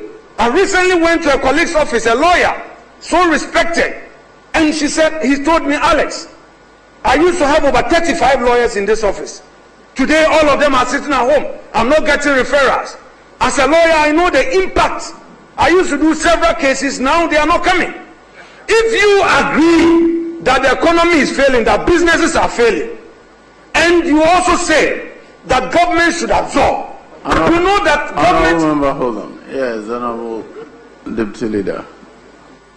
Deputy Chief Whip, sir. Thank you, Mr. Speaker. Mr. Speaker, my Honorable Deputy Leader made a serious allusion to this side of the House by breaching the very rules that is giving the opportunity to speak, by imputing improper motives to the mover of this motion. Mr. Speaker, we have so many tools at our disposal. You can use statements, you can use motions. The Honorable Member for Boku Central have chosen to come by a motion. And Mr. Speaker, your good self have admitted it. Is he saying that you are supporting the member for Boku Central in implementing obstructionist agenda? Mr. Speaker, I think it's unfair, and he must withdraw and apologize not only to the Honorable Member for Boku Central, to your good self as well. Thank you, Mr. Speaker, for the opportunity. Honorable Member, did you use those words, what was it? Obstructionist agenda. Did you use those words? Mr. Speaker, if my colleague wants to quote those words as he put it, then he will be right in requiring of me to withdraw. But I use those words, and I would want to repeat for the benefit of his further hearing. I am saying that Mr. Speaker admonished us that as a House, we should not be seen to be carrying out an obstructionist agenda. And that, in my view, having listened to his explanatory argument in support of his motion, I 100% believe that the appropriate channel is Order 72. However, the approach he is adopting creates the impression that if this is carried out, then we may be moving on the route of an obstructionist agenda. That is not improper motive or something I'm imputing to him. No, that's not what I said. The last part you just mentioned suggests that they are going on a route of an obstructionist agenda, and I direct that to withdraw. Mr. Speaker, we are guided, and accordingly, to the extent that that impression is held, I accordingly take out that portion, and I thank him for bringing that to the fore, and I appreciate your ruling. Mr. Speaker, that notwithstanding, it is my considered view that an invitation such as we find may lead to the imposition of taxation if government is supposed to embrace what is being required of it to do. Because, Mr. Speaker, ab initio, government has announced that because of some of these challenges, even application for student loan will no more require a guarantor, that you don't need a guarantor to support your application. That in itself is some relief. Honorable member for Pusiga had even talked about the burden on them. But, Mr. Speaker, we know that MBSSI has been giving out cash grants to support businesses and to help parents to keep on with their businesses so that they can pay. Mr. Speaker, again, government has announced scholarship that those who cannot afford, please go and apply for scholarship. Mr. Speaker, clearly, for all these interventions that have already been announced, this motion becomes odious. We need not proceed further with it, but rather engage government. In any event, Mr. Speaker, the government is at its formative days. Ministers are yet to be approved by this government. As Honorable Dr. Educhum said, government policy per its blueprint in the manifesto is yet to be rolled out. Must we, Mr. Speaker, must we as a House stampede government at this point. I think in the spirit of consensus building, which we used to initiate our very 8th parliament, we should not be seen to be passing a resolution, uncertain resolution, unclear resolution. Is it only for the optics? Is it for the media? Is it to create a certain impression about us? No. We should be seen to be acting in good faith in a manner that government will see that indeed this is the House's position. But Mr. Speaker, the form and substance as we find would not arrive at that destination. And I think that in view of the uncertainties, in view of the lack of clarity, in view of the submissions made by supporters of this motion, specifically Honorable Ablakwa, who argues with some force that we have our economy failing, we have our economy collapsing, we have businesses collapsing. We know also as a fact that GRA is not meeting its targets because businesses are failing, revenues are not coming in. We know how it is becoming difficult for common fund releases to go. It's driven by a populist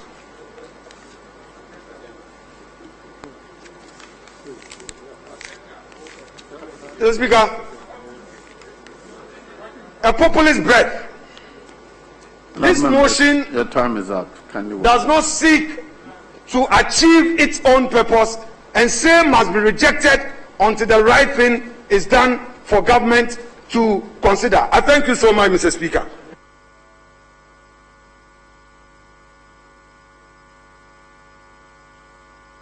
Honorable Rashid Pelpo.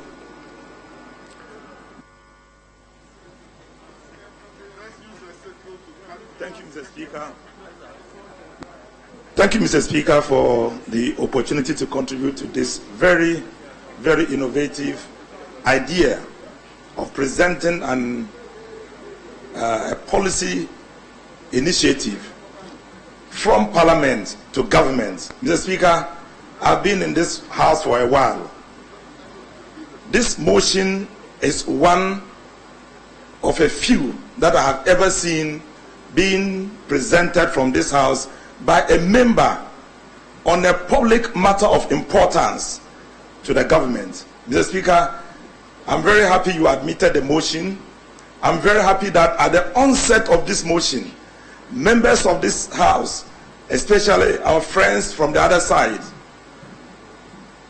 decided to arrest the motion at a point because they said they needed to streamline it, to make it, put it in a better position to capture a larger majority of Ghanaians, because they thought about the fact that it's discriminatory if it did not include the private institutions. They talked about the need for us to specify what fees it was. The Speaker, they contributed in shaping up the present motion as it is. Many of us thought that in that contribution, or in those contributions, they were mainly gerrymandering, mainly wasting time, so that at the end of it, the former Deputy Minister of Education will now come and say that students have already paid their fees, so why are you bringing these fees here? Mr. Speaker, this is a motion that we all support from this side. Mr. Speaker, it is a motion that will make Ghanaians happy, and I think that all students listening to us who have knocked doors, who have gone borrowing, who have gone to their MPs will be happy that this motion is being debated, and will be happy that we support this motion and allow the President to take steps, Mr. Speaker, to take steps to make sure that their fees are absorbed. Mr. Speaker, I listened to a lot of red herring arguments, starting from the former Minister for Information. Mr. Speaker, he made mention of the fact that the motion contradicts. Mr. Speaker. The motion contradicts Order 112 of our standing orders. Mr. Speaker, nothing is further than the truth than that. Order 112 of the Constitution is talking about bills, of our standing orders. It's talking about bills, imposing bills, making amendments that will impose tax or cost to the consolidated fund. It is not talking about a motion that is urging government to take steps. The taking steps is going to be for government to take its time and do the appropriate thing that will result into the effect of the desire of the motion. Mr. Speaker, my majority group have not approached this matter in good faith. Because if they approach it in good faith, they would not have, from the position of the majority, the minister former minister of information, say they would not be able to support it because they contributed in making the motion appear in the present situation it is now. Mr. Speaker, there is something that Honorable Deputy Majority Leader on and has brought it to the floor today. I'm very happy, Mr. Speaker. Today he brought it up. There was a request for a withdrawal, and then you upheld it and made him to withdraw. He said it publicly in the media that we are obstructing government business by our opposition to whatever is brought on the floor of Parliament. Mr. Speaker, that is not called obstruction. That is called opposition.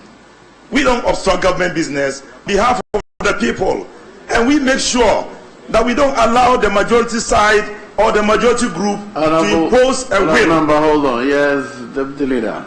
Mr. Speaker, with respect, I write on a point of order. And on this writing, I have two issues. One, there hasn't been a reference to Order 112, as it's been alluded to. The reference was made to Constitutional Provision 108.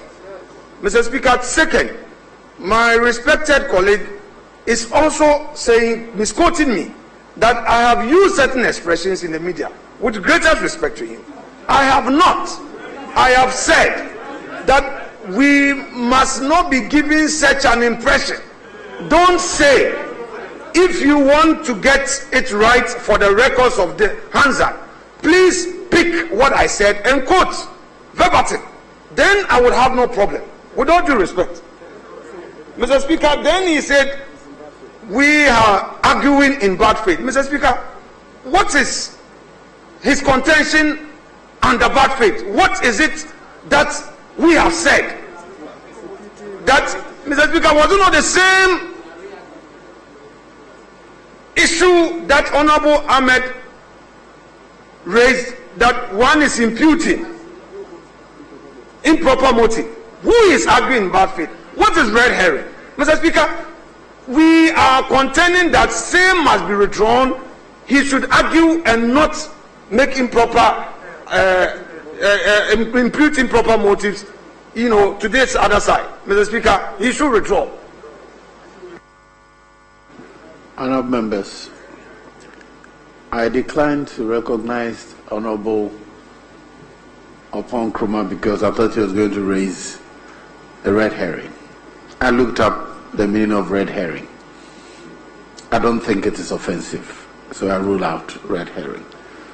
But the issue about citing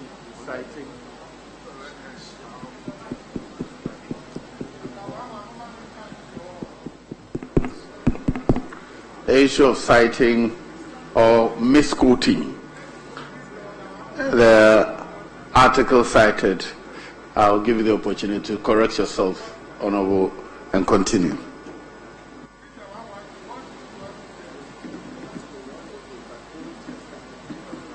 Yeah. Mr. Speaker, yes, Article 108 of the Constitution is the same article lifted in our standing orders, and it's talking about imposing tax, imposing cost on the consolidated fund by way of introducing a bill or amending a bill. Nobody has talked about a motion. It doesn't talk about a motion that is urging the president to take steps. The Speaker, that argument is done. It's not reflecting the motion as moved by Honorable Ayaga. And so, Mr. Speaker. Honorable Member, let's be clear. Yes. I'll quote the Constitution so that you'll be given the opportunity again. Parliament shall not, unless the bill is introduced or the motion is introduced by or on behalf of the President, and the rest continues. So the reference to a motion is appropriate. The Honorable Member did not misquote anything. Thank you, Mr. Speaker. Mr. Speaker, I relied on our standing orders. Honorable Ayerga would like to, I would like to yield briefly to him to respond to it. Honorable Member, you have the floor. Please continue. Okay. Mr. Speaker, our standing orders, as I said, does not refer to a motion, but the Constitution may have referred to a motion, but this is not imposing tax. It is not imposing tax. It's not imposing cost. It's appealing to the president. The president still has a right to say no, because this is not a law. So, Mr. Speaker, that argument cannot be a reason for their refusing to accept this motion. This motion is good. Mr. Speaker, we are in difficult times. Mr. Speaker, COVID has caused a lot of havoc. Mr. Speaker, it has collapsed businesses as they have agreed. Mr. Speaker, it has made parents have difficulties in paying school fees, and therefore calls on us to show responsibility, to demonstrate that we love our kids. Mr. Speaker, they have already made it a policy. The policy is to give free money to people. People during the campaign were receiving free monies on mobile numbers, on their mobile numbers. Mr. Speaker, through mobile money, they were transferring money to people because they said they wanted to alleviate the suffering of people.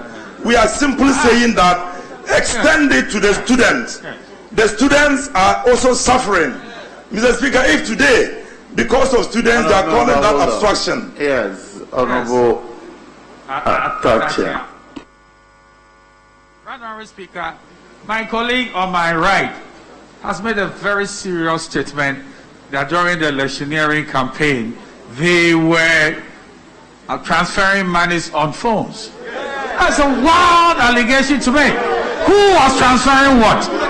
Was it from the exchequer? Who was doing that? If he cannot substantiate it, this wild allegation should be withdrawn.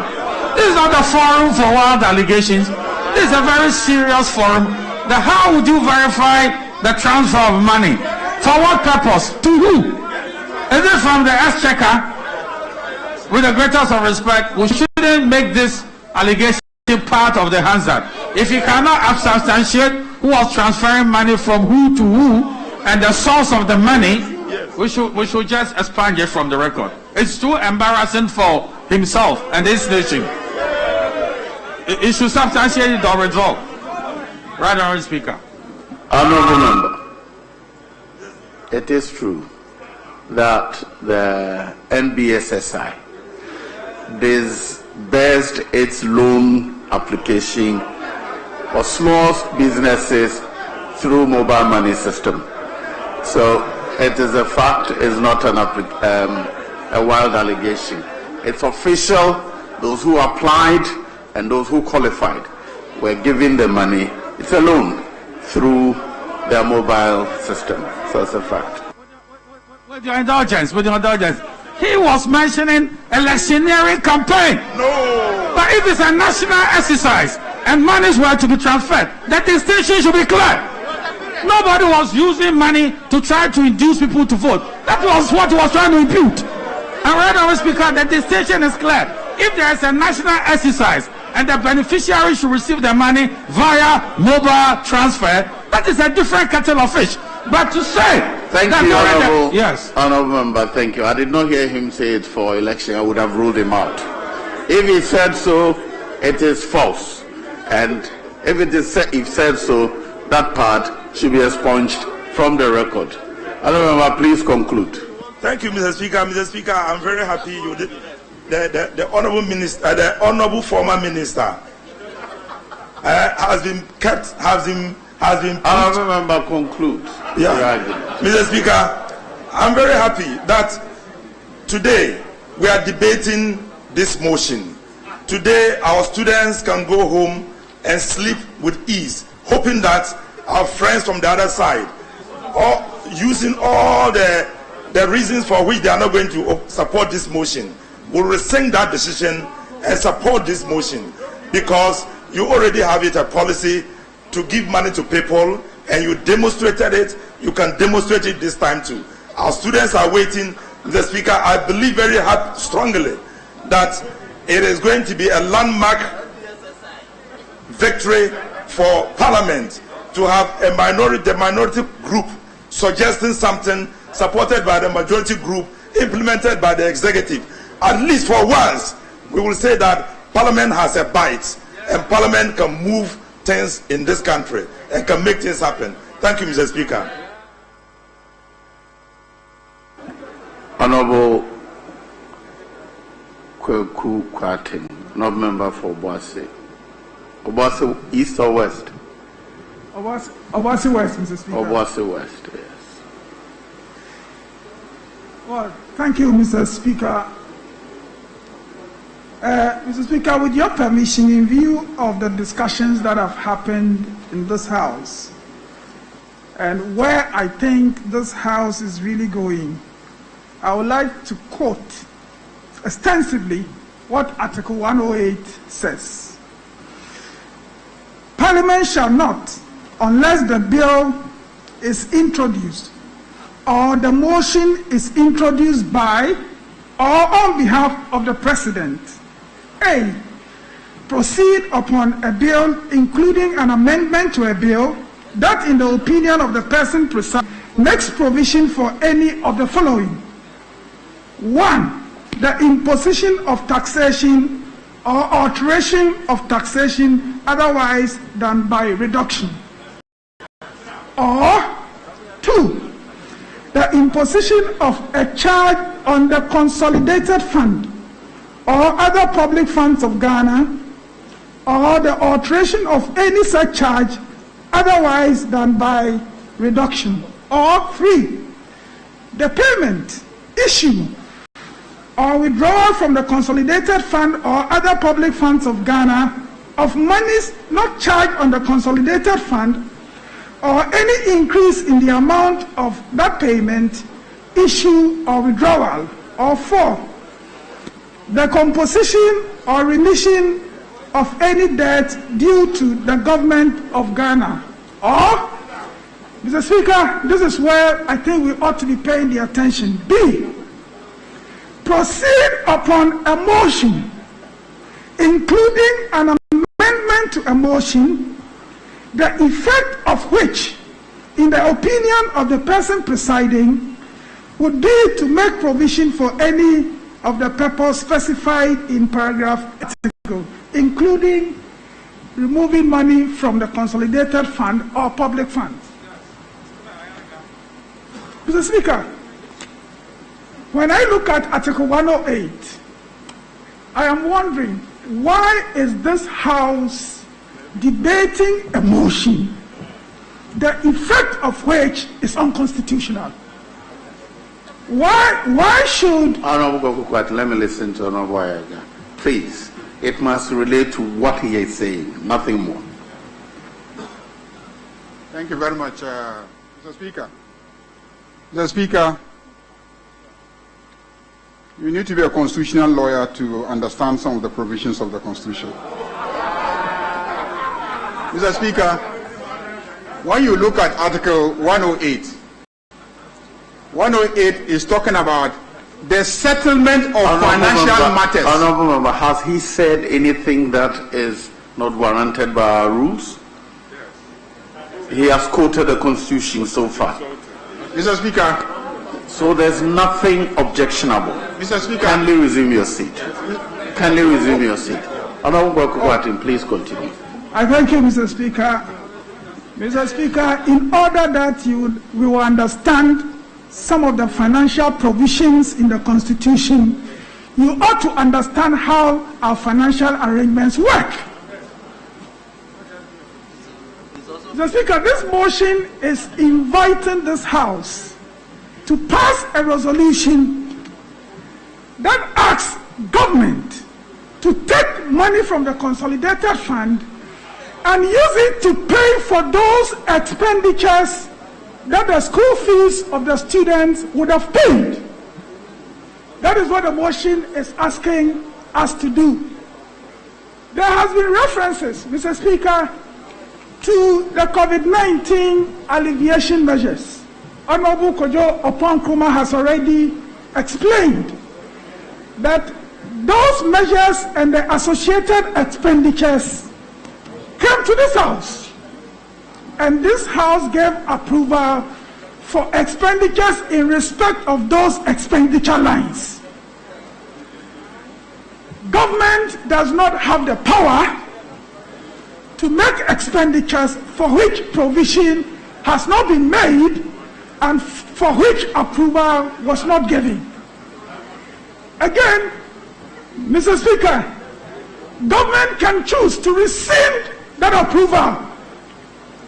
If government if Parliament considers that relief from school fees should have been part of the measures that came, we are at liberty to rescind our approval and ask government to come back, including what we want. But we cannot pass a resolution approving measures and associated expenditures and turn around and ask the executives to do something else. But Mr. Speaker, there's another illegality associated with this motion. As we speak, the expenditures of government are governed by the expenditures in advance of appropriation this House passed last November. Outside that, government is not able to spend. If you go to the expenditure in advance of appropriation we approved under Article 180 of the Constitution, there is no room for the fiscal impact of what this motion is seeking to do. There's no room. So if this motion were to pass, Mr. Speaker, and government should seek to do what Parliament is requesting, the only option is for government to find money, maybe borrow, outside the approved sources, and use that to finance this unplanned expenditure. Mr. Speaker, therein lies the illegality of this action. Under our laws, Mr. Speaker, to spend outside appropriation or budget is punishable by imprisonment. And Mr. Speaker, if you permit me, I'd like to read Section 96(2) of the Public Financial Management Act. A person acting in an office or employment connected with the procurement or control of government stores, or the collection, management, or disbursement of amount in respect of a public fund or a public trust, who authorizes expenditures exceeding the approved appropriation in the relevant budget, commits an offense and is liable on summary conviction to a term of imprisonment of not less than 6 months and not more than 12 months, or to a fine of not more than the value of the assessed impact of the commitment, or to both. Mr. Chairman, Mr. Speaker, I'm sorry. Even if this motion were to pass, the finance minister is unable, because of this law, to spend as the motion says. So, what shall it profit a country? What shall it profit our tertiary students if you pretend that you really want to provide them relief, but you choose the path that is unlawful and that will not bring them that relief? Mr. Speaker, that is what we're doing. If this motion, and I say this in conclusion, Mr. Speaker, if this motion passes and it is challenged for its unconstitutionality, Mr. Speaker, let's be cautious. Let's avert our mind to the fact that whatever we do is subject to the Constitution and not make a decision that somebody could challenge to embarrass this House. I thank you, Mr. Speaker. Honorable Mutala. Kindly tell us your full name because I only have Mutala here. Ibrahim Murtala Mohammed. Thank you, Mr. Speaker, for giving me the opportunity to contribute to one of the most outstanding motions moved in this House by Honorable Muhammad Ayarga, and I can't but agree with Honorable Rashid Palpil that this is one of the best motions that I have witnessed as a member of this House in the Sea Parliament. Mr. Speaker, I strongly believe that this motion was informed by profound empathy and sympathy and love and care and concern for frustrated students who are not able to pay their fees. And as we have this deliberation, those frustrated students are watching us, and they are watching with the conviction and belief that at the end of the day, sympathy and empathy and concern and the we feeling for others will triumph. They are watching with the conviction that at the end of the day, this House will take a decision that would ensure that they also benefit as we have benefited, for which reason we are representing constituencies in this House. We are being told that about 70% of students who have gained admissions into tertiary institutions have paid. The 30% doesn't matter whether they can pay or not, because the previous year it was a little over 60%, and therefore if we have about 70% or more paying this year, the other one doesn't matter. For God's sake, we are talking about thousands of students who are not able to pay their fees. If it is a single student who is not able to pay, and I tell the former Deputy Minister for Education, it matters. Mr. Speaker, candor and sincerity matter, not only in our deliberations in this House, but in our engagement of politics in this country. The former Minister for Information was absolutely disingenuous when he selectively misquoted His Excellency, or taking His Excellency President Mahama statement out of context. And he said, the President Mahama said that it was freebies. He described the social intervention measures that the government took, that it was freebies. And that was enough. I thought he was going to tell us the justification he provided for which reason he described it as freebies.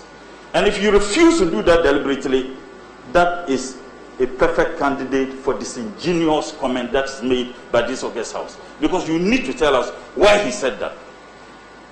Mr. Speaker, there is no denying the fact that the challenge confronting us as a result of COVID is everywhere. As a matter of fact, the IMF projected that the world economy was going to grow or grew by 4.4% and indicated that that is the worst since the recession in the 1930s. And Ghana is no exception. The Honorable Afenyo Markins in his submissions indicated that government has not been able to even meet his revenue targets. And that is true. If government is not able to meet his revenue targets, it means that productivity is a challenge. It means that economic activities are challenges. Now, who are the huge benefit, who will be the people who will be at disadvantage if the economy is not doing well? It is not just the government. But the petty trader at Makola, the farmer in my village, the fisherman in the coast, who is not able to get some of the things he would have gotten because those things are imported into this country. And for which reason transportation has been the hardest hit, that those things are not brought in. The few that are there which is competed for, cost of procuring them will also be very high. And by extension, it affects economic activities. You don't need to be an economist to have an appreciation of the challenge that is confronting us as a result of this. Mr. Speaker, I think that we need to take into consideration the effects.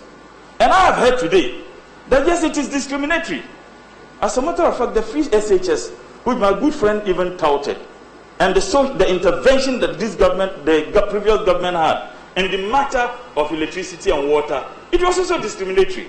If you didn't have pipe-borne water or pipe in your house, you are not going to be a beneficiary of it. When you do not have water, you won't benefit. So I think that that is missing the point. If you want to reduce it on such cliches of just this one is a populist statement, this one is a populist position that is taken. Granted that it is a populist position, the bottom line is that several thousands of students out there, those thousands of students the former Deputy Minister for Education described as they do not matter, pondering the plight, the suffering of people at a distance in our comfort, for me, is the most dangerous thing to ever happen in the body politics of this country. If we take into consideration that several of these people are struggling, they are not being able to pay. And I think that we will all support this outstanding motion without any further debate. Mr. Speaker, it is also important to state that the amendment therein that indeed affected the previous motion, and for which reason we are discussing this motion, to include accredited private institution, for me, makes this motion one of the most outstanding motions I have ever witnessed being moved in this House. That these people, those students, private tertiary institutions are several folds more than public tertiary institutions in this country. The parents of those students also pay tax. The parents of those students are also affected by the effects of this COVID. They pay the taxes, for which reason you and I are all paid as members of this House. If people do not pay taxes, I don't think that we can earn our salary. And those people are simply asking, please, 275 members of Parliament, show sympathy, show empathy, so that we can also have the opportunity to be representing this House sometime, someday. And if you think that their plight and their concerns do not matter, you may take a decision. You may decide that you won't support it. I guess that the people would judge. I know some of my colleagues who represent constituencies that are considered as the most poor constituencies in this country. I represented one in the Chief Parliament. And sometimes when I sit down and these discussions are taking place, I ask myself whether indeed we know some of the things we are discussing. Those people cannot even afford to pay for private residence. As someone who was not an MP, I had to manage to organize free extra classes for students who don't have the luxury to pay for classes. And because they couldn't finish their syllabuses in the school, they had to catch up with their colleagues. I had to manage to pay for free extra classes for those students so that they can catch up with their colleagues who have the privileged opportunity, perhaps, to have free extra classes or to have extra classes paid by their parents who may be members of Parliament or ministers of state or businessmen who can afford. I think that we should take into consideration the plight of these people in having this discussion. Now the question is also being asked, where is government going to get the money? If you read the Business and Financial Times, the former Minister for Finance, the caretaker Minister for Finance, indicated palpably that there is some money in the COVID elevation funds. And shockingly, what he should be telling us how much he has, but he said there is, and that they are going to use that money to set up a development bank. Set up a development bank at a time when students are struggling to get admissions to pay so that they can go to school, so that the human resource base of this country can be built. The caretaker finance minister is saying that we are going to use up a development bank. Mr. Speaker, and I challenge myself and I challenge my colleagues, let's challenge our consciences. let's challenge our consciences that we are talking about the future of several people. We are talking about the plight of people whose parents do not have the luxury to pay for fees. Let's take that into consideration. And I urge you all that regardless the discussions that we have had, regardless the contentious positions we have taken, let's take a decision based on the determination and the zeal to show love for our fellow Ghanaians, more so the poor people who, but for free education and for such assistance, will not have the opportunity to be here. With these few words, I thank you, Mr. Speaker. And I strongly support this outstanding motion. And I know that some of our colleagues, most of them, if not all of them, will agree with me that yes, we may have a position, but let's show sympathy and love. Thank you, Mr. Speaker, for the opportunity.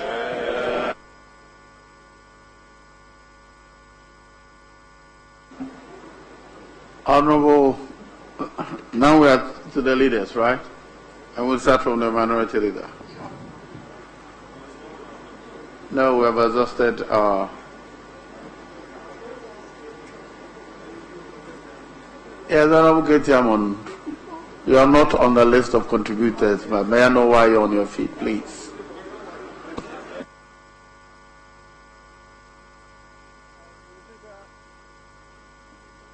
Can I be heard? Yeah, sure. You see, I inquired and I was told that I possibly could chip in a word.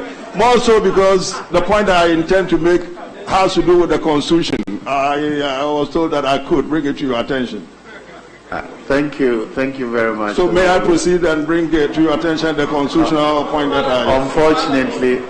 Unfortunately, the leaders of the House gave me a list from either side, and I was... Majority Leader, would you want to plead with the Speaker so I bring the constitutional matter to his attention? Napo, I'm bringing some matter to this, the leader's attention. Speaker just indicated that he wants clarification from you whether I can bring the constitutional matter to his attention. Honorable Getiamon, that is not what I said. I said I was giving a list of contributors, and one of the most senior members of the House, you're not on the list, regrettably. But you can share your fact with the Majority Leader. Yes, Honorable Majority Leader. Mr. Speaker, the other day when we met on this, I think the suggestion was to have 5 on either side before the leaders concluded. But subsequently when we met, we scaled the number down to 4, inclusive of the leaders. The last meeting I wasn't there, so I'm not too sure of the numbers. If now, after the honourable member who spoke from the other side, the minority that is granted space, would have been shortchanged by 1. So in that context, before the minority leader speaks, perhaps we would accord space to the former minister for education, and then the minority leader can come in, and then I would wind up.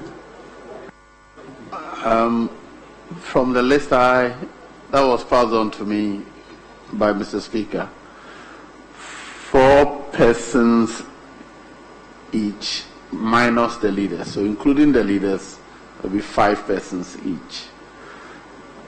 Honorable Samuel Jeto, Haji Aladi, Rashid Pelpo 3, Mutala 4, Minority Leader 5, Kojo Ponkroma, Dr. Adichum, Goku Kwating, Afenyo Markins 4, then Majority Leader 5. So that is how it is now. Right.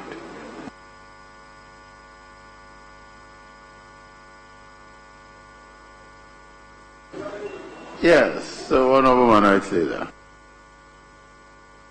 Mr. Speaker, let me thank you for the opportunity to contribute to the motion ably moved by the Honorable Muhammad Ayerga, that this Honorable House resolves to request the President of the Republic of Ghana to take urgent steps, emphasis mine, to absorb the fees of students of public tertiary education institutions for the 2020-2021 academic year, and to extend support to accredited private universities as part of the national COVID-19 alleviation measures being implemented by the government of Ghana.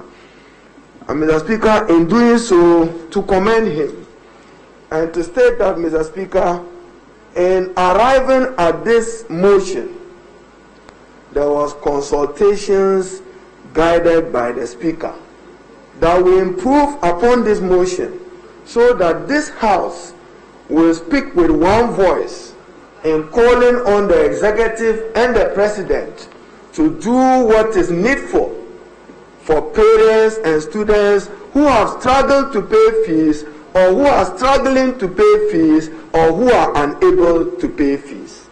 Mr. Speaker, in doing so, first of all, let me respond to the Honorable Kojo Opon Nkrumah when he sought to give an indication that this side of the House was not supportive of government effort in matters relating to the management of COVID. And Mr. Speaker, I refer you to the Hansard of Friday, 17th April 2020, on the approval of the Rapid Credit Facility Agreement between Government of Ghana and IMF to mitigate the impact of COVID-19 pandemic. And Mr. Speaker, in particular, to refer you to column 221 of column 194. And Mr. Speaker, with your indulgence, I quote, "At that time, I had opportunity to lead this group. I still have the privilege to do same." Mr. Speaker, I said, and I quote, "Mr. Speaker, thank you for the opportunity to speak in support of the motion for the adoption of the report for the equivalent of 738 million SDR, which is about 1 billion for Ghana, to mitigate the financial and economic impact of COVID-19. And the IMF is reported to be providing disbursement to many or several African countries." Mr. Speaker, and I said, I speak in support of the adoption of the report on behalf of this group. So why create this erroneous and misleading impression? Not just this. I've also heard the Honorable Kojo Opon Nkrumah sought to argue, referencing Public Financial Management Act. Mr. Speaker, we are in Ghana. We're in this House when we passed the Custom Amendment Act on over-age vehicles and those salvage vehicles. The government of President Nana Addo Dankwa suspended the operation of the law. Where did you do that? Where did you have authority to do that? Because you are responding to traders in Swami and Abosokai, you could suspend that. But you cannot today accept what Honorable Ayaga is calling upon you to do, to support students who are in distress and parents who are in distress. Let anybody argue that parents and students have not suffered any distress as a result of COVID. Now, Speaker, interesting times. The Honorable Kojo Opon Nkrumah has just succeeded in shortlisting President Nana Addo Dankwa as President in breach of the laws of Ghana and President in breach of Article 17 of the Constitution when he talks about discrimination. The free senior high school program, the flagship of President Nana Addo Dankwa, has it been extended to Ghanaians in private schools? If no, I want to thank Kojo Nkrumah for reminding us that President Nana Addo Dankwa is in breach of Article 17 of the Constitution and is a candidate for not respecting the laws. Who talks about discrimination? Free senior high school today is limited to Ghanaian public schools, rightly so, because of the distinction and dichotomy between public and private. So to say so, for information, you are not being helpful to the President, but will hold him and you accountable to the law. Mr. Speaker, I've also heard reference to Public Financial Management Act. Interesting times. I want to ask, when the Minister of Finance came to Parliament under the 7th Parliament for financial sector cleanup of the banks, will lead to expenditure of 23 billion. Where is the fiscal impact analysis which was presented to Parliament? When the same government came and said, I'm suspending payment of water and electricity bills, where is the fiscal impact analysis that was presented to Parliament? When he said there will be support for small-scale businesses, where is the fiscal impact analysis? So from today, no minister should walk to this house if he is not accompanied by fiscal impact analysis if he intends to introduce any bill to this house. Mr. Speaker, even tax-free for frontline health workers, commendable initiatives of the President. We are not in normal times. Where is the fiscal impact analysis? But we supported you because we live in extraordinary times, and the President deserves our support. We supported the setting up of the COVID Trust Fund. We supported the Emergency Powers Act of the President because we knew that this public health emergency has disastrous consequences. So, Mr. Speaker, the Honorable Kojo Oppong Nkrumah, come again. Your argument on discrimination will work flatly as unsubstantiated. Mr. Speaker, I am and I know that you are a student of constitutional law. May I now respectively refer you to what again he sought to rely on when he quoted Article 108 of the 1992 Constitution. And with your indulgence, Mr. Speaker, I quote for the purpose of the record, answer to capture the full rendition. It reads, Parliament shall not, unless the bill is introduced, unless the bill is introduced. We are not discussing a bill.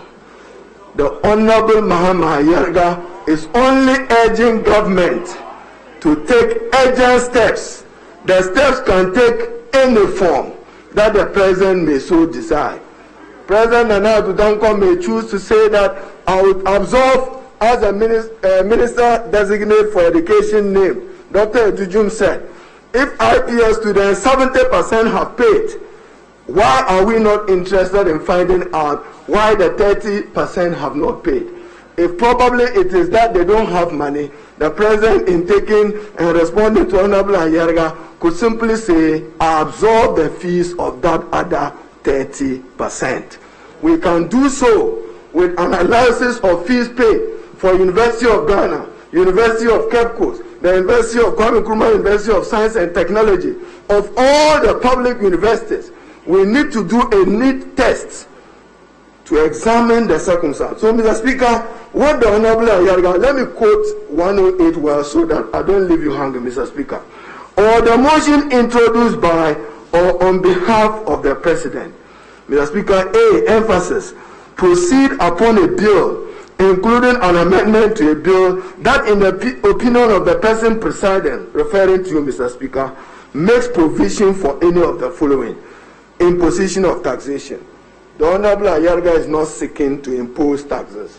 I heard the Honorable Caretaker Deputy Minister of Finance, Honorable Kwating, say that when you offend Public Financial Management Act, then he read imprisonment provisions. Let us help you. The budget for 2021 have not been passed. This is Parliament. If we so resolve, in consonance with the motion moved by Honorable Ayerga, we will make appropriate budgetary allocations to absorb that. Don't be talking about the past. Talk about today and talk about the future. This does not and will not lead to any illegality. Not at all. If we so decide, Mr. Speaker, they are talking about revenue. The chairman for the Ghana Revenue Authority is reported to have said, reported in the graphic Monday, Commissioner General, the government has exceeded its revenue by 2.5 billion. But Mr. Speaker, what is the Honorable Ayerga seeking to do? Is one, does the Parliament of Ghana appreciate that parents and students are struggling to pay fees as a result of COVID? My answer is yes, because businesses have suffered. Imagine that your mother or father was working in a hotel which has not functioned in the last 11 months. How is that parent going to assist you if you are already in school or you were to begin school with the payment of the fees? Mr. Speaker, I'll run you through. I won't be able to do it for all the universities, but just for University of Ghana, my understanding, freshman science, 2,106, agriculture, 2,169, applied sciences, 2,231, veterinary, 2,231. Then it goes to make a distinction with those who are undergraduate fee paying. So, Mr. Speaker, those who preach discrimination, Honorable Kojo Opon Nkrumah, go back to Article 17 and make sure that from today, President Nana Addo Dankwa extends free senior high school to every private senior high school in Ghana if it's not to be held to be in breach of the law. So, Mr. Speaker, what the Honorable Ayariga benchmark revenue was determined by Parliament. Dr. Mahmoud Baumia is reported in Tema to have suspended it and said that 50% of it should be paid. Was that illegal? Was it in breach of the law? The law affecting salvage vehicles, Swami and Aboso Okai, the law was passed by Parliament. An announcement was made prior to the election to suspend it. Was it illegal? Was it in breach of the law? So, Mr. Speaker, we are not asking to condone. Now, what my colleagues opposite should do is for us to ask ourselves, how much can President Nana Addo Dankwa and this government contain? To what category of students must he necessarily be seen helping? How many of them have been able to pay, and how many are not able to pay because of COVID? But, Mr. Speaker, the truth is that, and Honorable Opon, I'll remind you again, when you go to the Hansard, even the day we moved the motion for the 1 billion, I had in my contribution said that Ghana will need more than $5 billion to get out of COVID. We know that this economy is in distress and may not have the capacity to accommodate the kind of burden. That is why you need a fiscal impact analysis. But for water and electricity, where is the fiscal impact analysis which was conducted? And is it, again, Kojo Opon's theory of discrimination, is it every Ghanaian who has benefited from free water and free electricity? So to those who have not benefited, the Honorable Opon preaches discrimination, that you've been discriminated again and you are reminded. So, Mr. Speaker, let me conclude by commending the mover of the motion and to say that this motion, to borrow the words of Honorable Mutala, is just for Parliament to show... The Honorable Speaker will take the seat again.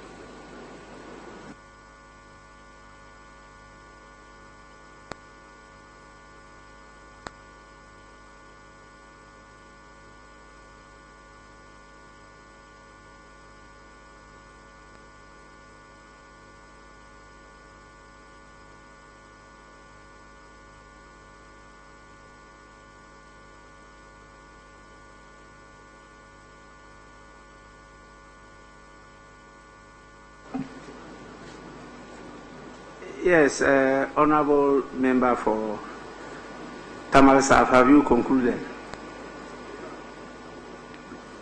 Mr. Speaker, I was just in my concluding paragraph, and if you may indulge me 1 additional minute, I should bring closure to what I was speaking on.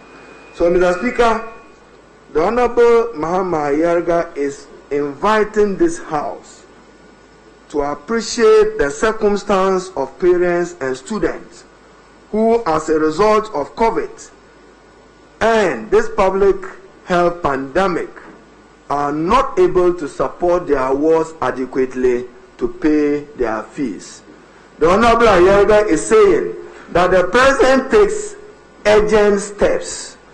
How can taking steps be unconstitutional? We know the President. In taking the steps, he'll be guided by the Constitution and he'll be guided by law. And he'll be guided by what he brings to this House. So this forum, And Mr. Speaker, I worry. When I heard Deputy Leader, Honorable Afenyo, Mr. Speaker, you recall, I don't discuss backroom conversations in the open.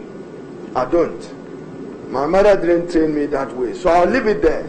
But when we discussed this motion and its amendment, I personally requested Ahmed to walk to leader and to him to look at the motion again and to persuade the Honorable Ayaraga that, look, carry the country along, carry our colleagues along, let's improve the motion. So when you come here and it's as if there was no discussion on consultation, you are injuring my faith to consult further. Mr. Speaker, that shouldn't be, given the nature of this House. So the Honorable Ayarga is saying that Parliament resolves that decision is for the President to take those steps appropriate. That is all we are seeking to do. But fact remains that, Mr. Speaker, many parents are not able to pay. Many parents have had to borrow to pay. Many students are still not able to report to school, and that COVID have affected packets, nothing more. I thank you, Mr. Speaker.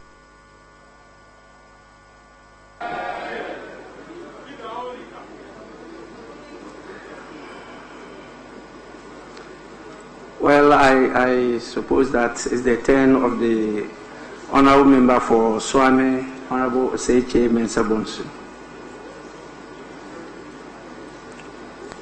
Honourable Member for Swame. Mr. Speaker, with respect, are you referring to the Majority Leader?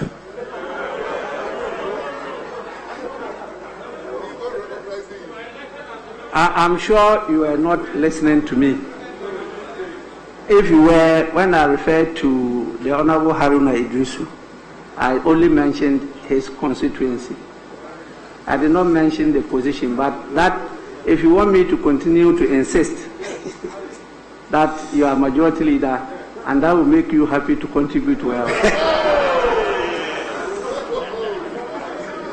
Mr. Speaker, with respect to you, you know that officers in this House are recognized by their office. You know that. Like the Right Honourable Speaker, like my colleague, the Minority Leader, and ministers are recognized by their titles. Mr. Speaker, I will not proceed further. But Mr. Speaker, in rising to contribute to the motion before us, first of all, I want to express my delight in the fact that procedurally we got it right by having the Honourable Member, the Honourable Ayarega, to indeed remove the motion, because in essence the form and character and indeed effect of the motion before us now, as he himself alluded to, is materially different from the motion that he first moved, which got seconded by our colleague Honourable Peter Kwesi Nochu Kutu. Mr. Speaker, the earlier one we said was cloudy because he had used certain words like suspense, that the House requests the President to take urgent steps to suspend the payment of fees.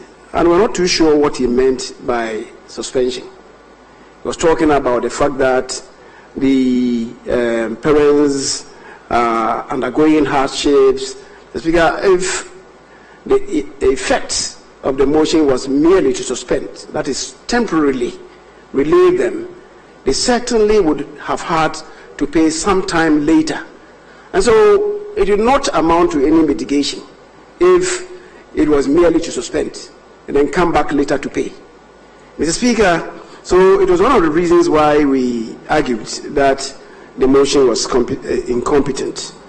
Mr. Speaker, secondly, the member did not tell us when the suspended payments were to be made, perhaps a year later or 2 years or whatever, or perhaps for as long as the gravity of COVID-19 lasts. The Speaker, again, he related at the time to admission fees, and we suggested strongly to him that the term admission fees in the catalogue of fees and charges is just one aspect of, as you yourself said, about 30 fees and charges that the universities imposed on the students. So he could not then come under that cloak to describe the rest of them as admission fees. In any event, it's only freshers who pay admission fees and not continuing students. These were some of the reasons why we suggested strongly to him that the motion, as it stood at the time, was incompetent.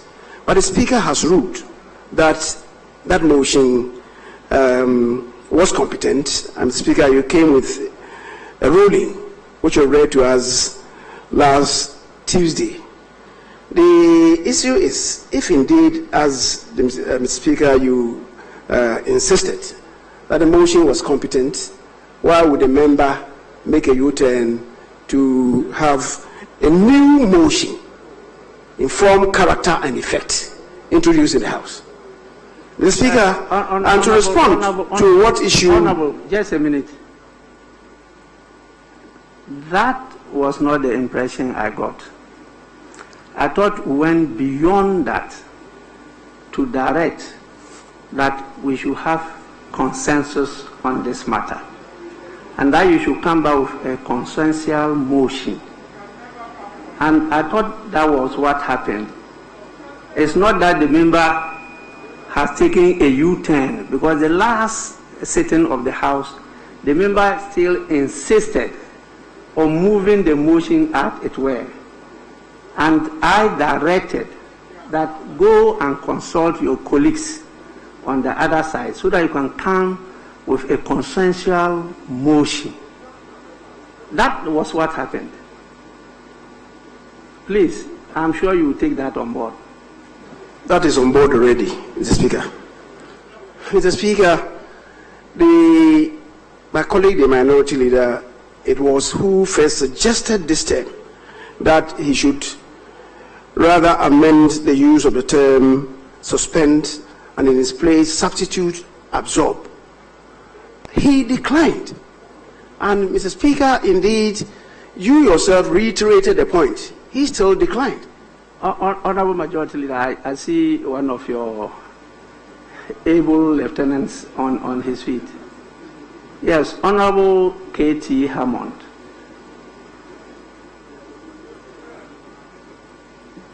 Mr. Speaker, I'm grateful for the opportunity.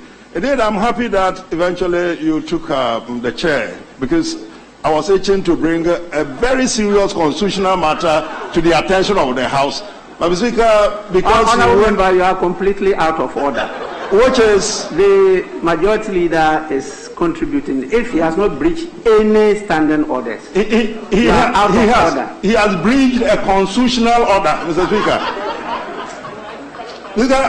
He is wrapping up on this whole debate, which to me, Mr. Speaker, is an unconstitutional exercise by Honorable the... Member, Yes, you are Mr. Speaker. completely out of order.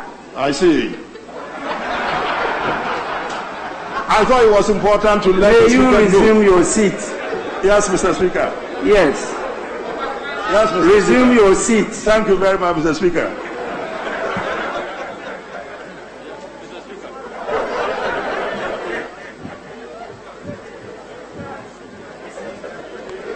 Yes, Honorable, you may continue. Mr. Speaker, the construct of the motion before us today reads that this House resolves to request the President of the Republic of Ghana to take urgent steps to absorb the fees. Mr. Speaker, these two words in line 2 are significant. To absorb the fees. Absorbing fees payment, Speaker, comes with financial implications. The Speaker, the second word that has been used in line 2 is fees. What fees are we talking about? The Speaker, he himself gave us a basket full of fees that the tertiary institutions require students to pay. And when we met the other day, the Speaker, as part of the consensus that we're building, he was to allude to the specific fees that he wanted us to deal with. Today, he has not mentioned any such. So what are we dealing with? Again, Mr. Speaker, it's so cloudy. The unclarity that we sought to establish is still hanging in the air. He has not done justice to this motion by referring to any specific fees. Mr. Speaker, we cannot join ranks with him in such a wild goose chase. Mr. Speaker, the move of the motion is not doing justice to us.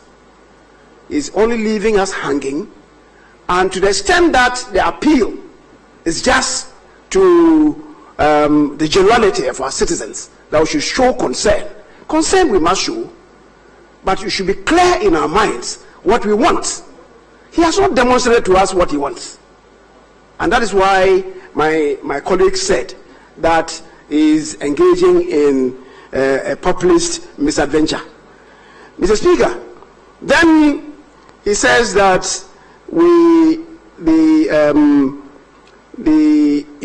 to continue, that this House resolves to request the President of the Republic of Ghana to take urgent steps to absorb the fees of students of public tertiary education institutions for the 2020-2021 academic year and extend support to accredited private universities as part of the national COVID-19 alleviation measures being implemented by the government of Ghana. In line 4, he is referring to the extension of support. What is the nature of support? Again, we are left in doubt. What is the nature of support that he wants this House to join ranks with him on to alleviate the hardship on parents and indeed on the private institutions? Again, we are left in a quandary. So, Mr. Speaker, that unclarity which we said had afflicted the first motion still follows the second motion. And for that reason, I'll suggest strongly to him that, again, this motion is incompetent and cannot be supported. Mr. Speaker, the other issue that is related to... Honorable Member, I ruled that the first motion was competent. Now you are saying again this motion is incompetent. Are you by then challenging my earlier ruling? Mr. Speaker, with respect, the ruling related to the first motion, you have not given any indication that this motion is competent or not incompetent. I believe that this motion is incompetent, and that's my argument. I have no problem with you talking about this motion, but please, it's English language. If we say again this motion, you premised it on earlier statements, which meant that the first one was incompetent and this one is also incompetent. That is why I've come in to draw your attention. Mr. Speaker, with respect, the first motion is no longer before us. That first motion is not before us. It's this second motion that is before us. So I'm just saying that, just as we argued that that one was incompetent, but you have ruled, in respect of the first one, that it is competent. Even though I may disagree with your ruling. You are talking about this motion, so go on. Yes. Even though I may disagree with your earlier ruling, Mr. Speaker, I have to live with it, and I'll respect it. It's a useful guidance for us. It's good for you to disagree, but live with it. Yes. Mr. Speaker, as I told you the other time, I disagree with you, but I will live with it. because it's a ruling from the chair, and that should be a guide to all of us. Mr. Speaker, the other matter that really should concern us, and my colleague, the Honorable Ayariga, related to the approval that we gave in this House to support small, medium enterprises, and the approval that we gave to support pharmaceutical businesses. Mr. Speaker, those are they are not in public space, they are private enterprises. So I agree that this extension to private institutions could be good and could be situated in the ambit of the COVID-19 alleviation program. But what fees should be paid by parents or guardians, because he said that some fees should be paid by the parents and guardians, and perhaps even the students themselves. What fees? He doesn't tell us. He only says that even with this, parents shall have to pay some fees, guardians shall have to pay some fees, and students shall have to pay some fees. What fees is it that must be borne by the parents, guardians, or the students? Mr. Speaker, he cannot leave that to any imagination. And that is why I say to him that this motion is incompetent. Mr. Speaker, on the issue of discrimination, some interpretation has been given to the issue of discrimination, and people saying that... Honorable, just a minute. I see the Deputy Whip. Thank you, Mr. Speaker. Yes. Mr. Speaker, in talking about the motion being a consensus-based motion, the Honorable Minority Leader in speaking said he sent me to the Honorable Leader. And Mr. Speaker, saying that the motion is incompetent because we don't know which fee. Mr. Speaker, I do remember as leadership meeting, it was agreed that we should come and debate the motion if it is carried. The Honorable Leader suggested that we then form a committee to know which of the items, and I was sent to call the Honorable Ayariga by then. So, Mr. Speaker, if we discuss this and we build consensus, and you brought a suggestion, I thought he was going to include the suggestion as part of his submission here. That was, Mr. Speaker, as leadership we discussed, I agreed on the text, and I was sent by the text by the Honorable Aaron Edrisu to him, and he agreed that, oh, by this form I have no problem, I'm okay with this, provided Ayariga will be okay. I then came to him, he said he was okay with it. Mr. Speaker, we must help you as leaders to man the house. But if we agree on something, only to come round and disagree, Mr. Speaker, we may not be fair to this house. And Mr. Speaker, I think it's a very terrible path that the Honorable MP for Swami and leader of government business is charting, and it is not healthy for the affairs of this house. What he said was that if the motion is carried, what figures are we talking of? We then form a committee just to go through the items and pinpoint which of them that we can recommend to the executive that, oh, this one can be absorbed. It was based on that we pleaded with Honorable Ayariga to eliminate the word suspension and make do with the word absorption. So, Mr. Speaker, what is he saying? That the motion, this one too, is incompetent because we don't know which item. We know, we and you agree that there will be a committee to do certain recommendations and send them to the executive. So based on that, the motion, Mr. Speaker, is competent, and you have admitted it. Honorable Member, you are re-debating the motion. I think now we are concluding. So please allow the majority leader to conclude. Mr. Speaker, the Honorable Ahmed, I know, is an elder in the Church of Pentecost. And I know, and I want to believe that he will not lie. The Speaker, he came to me, and my first reaction was, what is the disposition of Honorable Mahama Ayariga to this? Because, Mr. Speaker, the honorable minority leader was the first to suggest the word absorption, and he declined. Mr. Speaker, you yourself, the second day, insisted that he use the word absorption. He declined. So when he came to show the test to me, I asked, what is his own attitude to this? Does it mean that I've concurred? Mr. Speaker, you should not bear false witness against your neighbor. Honorable member. Mr. Speaker, it is not good. It is not good to do this. Honorable, it is not good to do this. Mr. Speaker, now the point that is being made is that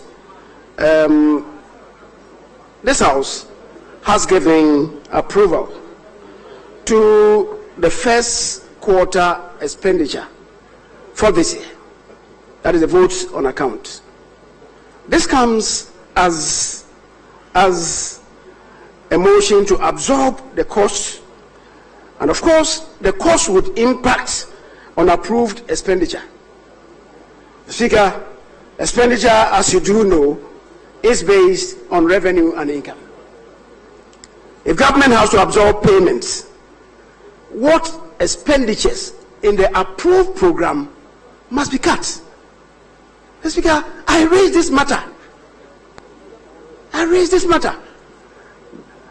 And that is why I suggested that in that case, we may even have to go into this. Mr. Speaker, Parliament has already approved the expenditures for the nation for the first quarter. As I said, if we have to tinker with it, the appropriation would mean that the House will have to move a motion of rescission in respect of line allocations to enable the absorption to take place. Have we done that? Nothing of that nature has been done. So how do we proceed on this? Mr. Speaker,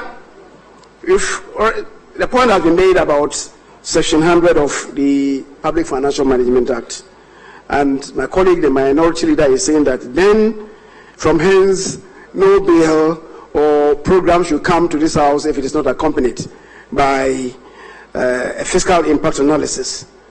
Charity should begin from home. We have been urging the executive to do this. But the point that was made is that has any attempt been made to cost the effect of this motion?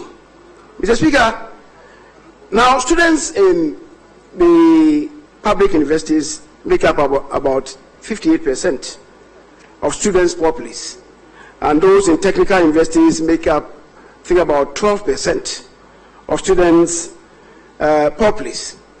Then for the private universities, we have about 30% of students in such place. Mr. Speaker, we are told, because you are not distinguishing between postgraduates and students pursuing first degrees, if we should average the payment of user fees around 3,000, and the total number of students as we have them now is about 500,000. Mr. Speaker, what is being suggested is that government should absorb the payment of about 1.5 billion Ghana cedis for the 2020-2021 academic year. Mr. Speaker, the 2.5% for VAT, the GET fund, translates to 1.3 billion. 1.3 billion for 2019-2020 academic year. For 2020-2021, it is envisaged that it will go up to 1.4 billion. It's a reason why the vote on account had expressed in that 350 million, Speaker, to quote the exact figure, it was 350,605,719 Ghana cedis. That's for the first quarter. It was in anticipation of it going up to 1.5 billion. The Speaker, if the 2.5 is giving us 1.3 billion for the year. How then are we to make do with the payment of the 1.5 billion? Are we in a position to increase VAT by another 2.5% to yield that much to pay? Is that the case being advocated? Or is it that government should cut some expenditures? And if government should cut some expenditures, we should lead government on that these are frivolous expenditures. Can you look at these places? No such suggestion has come from the mover of the motion or any of the contributors. Mr. Speaker, it is a reason why some of us are saying that the motion as it stands is incompetent. Mr. Speaker,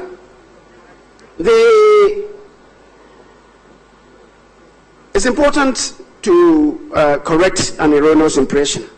The Honorable Kojo Opon Nkrumah never said that the other side of the House did not agree to the passage or the approval of the COVID-19 alleviation funds. Mr. Speaker, if I heard him correctly, he alluded to a statement made by the former President John Dramani Mahama.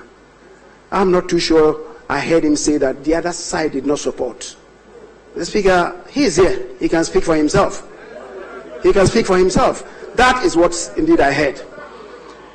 Mr. Speaker, the minority leader related to the former finance minister coming to this house to plead with us or to request the suspension of the ceiling of the fiscal stability law. Mr. Speaker, contained in that law is the provision that in emergency situations, the ceiling could be suspended. The minister availed himself of that opportunity. That's exactly what he did. It was within the remit of the law. The Speaker, what we are doing today, and this motion, the amended motion, reads that this House resolves to request the President of the Republic of Ghana to take urgent steps to absorb the fees of students of public tertiary education institutions for 2020-2021 academic year, and to extend support to accredited private universities as part of the national COVID-19 alleviation measures being implemented by the government of Ghana.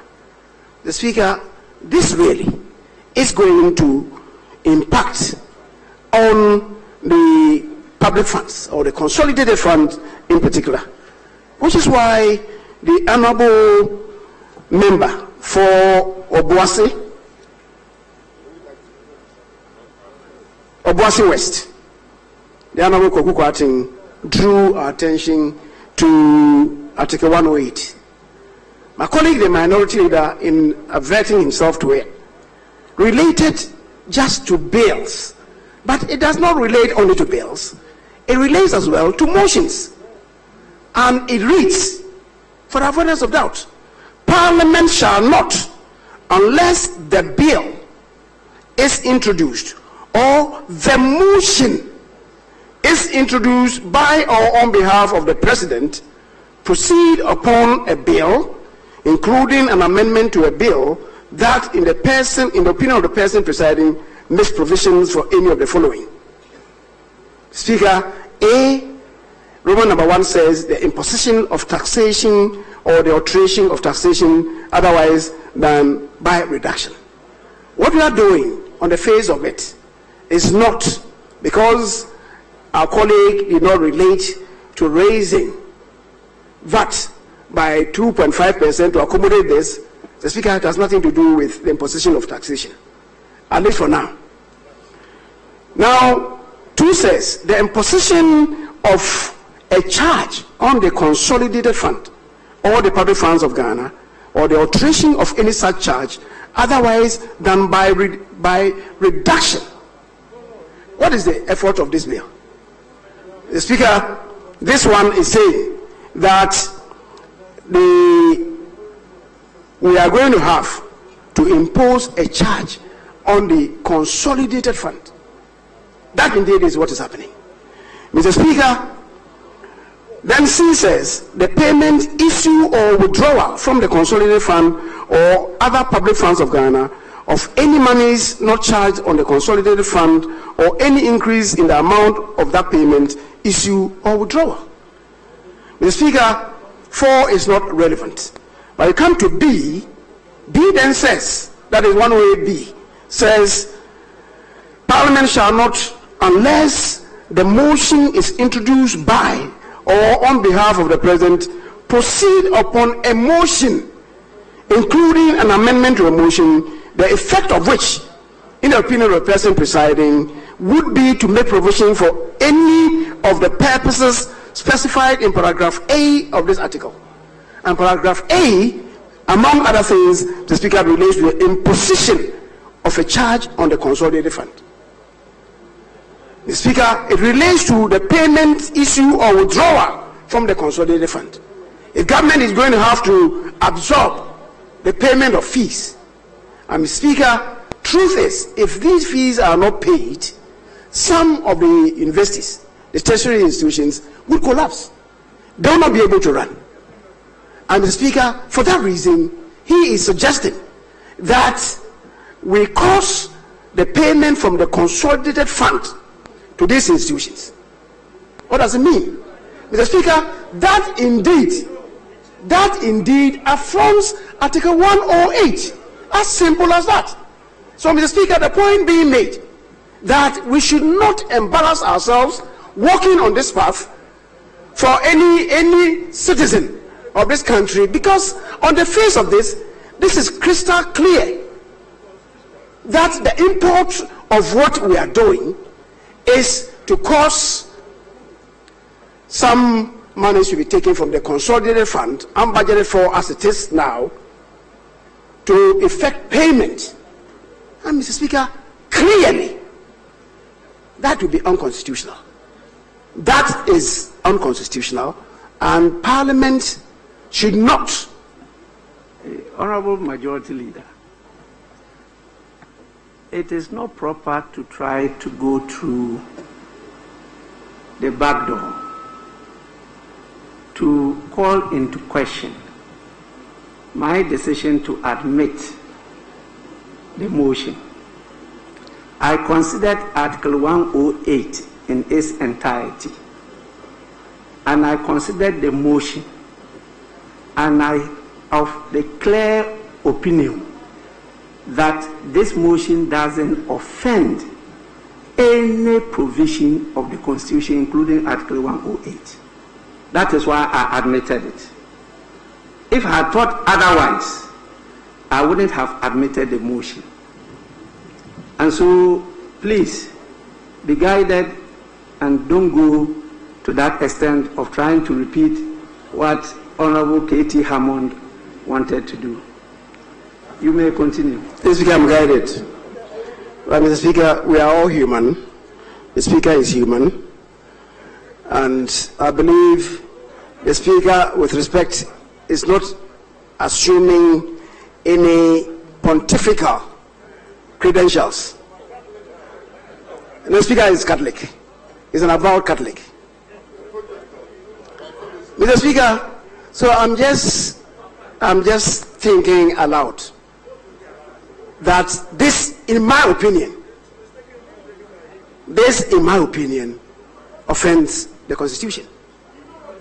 Mr. Speaker, and so I believe that even if a vote is taken on it, regardless of the consequences of the vote, I would think that this would ridicule and embarrass this House on the face of Article 108. Honorable Majority Leader, there is nothing preventing the President from taking this request on board in budgeting in the next budget to cover this. There's nothing preventing the. That is why, listen.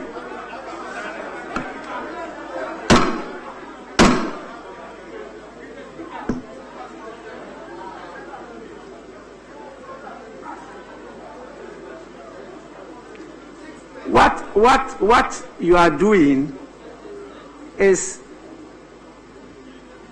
accepting that this is a motion on a very critical matter of national concern. You all agree to it. It's not a critical matter of national concern. Again, that is why the honorable member initially came for suspension, to suspend, request the president to suspend. Now, the issue was raised as to whether that would be a relief, and even your submission, you refer to it. And so, I thought you build the consensus on to absolve. Now, I'm clear there was no consensus in this matter, the way the debate has gone. So, let's take on board, first, the guidance I gave, second, the ruling I made, and third, if the House is not minded to support the motion, the consequences thereafter.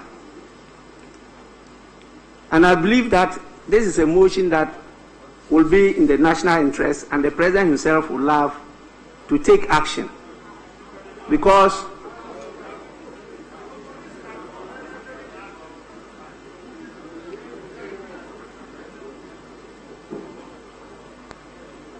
I'm not participating in the debate, no. I am simply guiding the House. So please, it is not in the interest of this House or your interest to be behaving the way you are doing.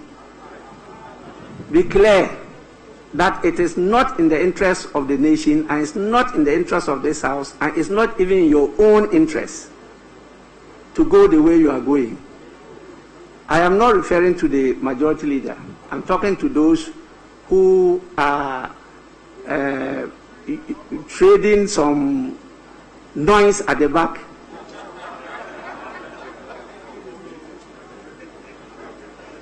And I have an eagle eye. And I can name people, and the consequences are grave. So, Majority Leader, please kindly wind up, and let's see whether we can take the decision today, or in view of the circumstances, you will guide the Speaker to take a different process.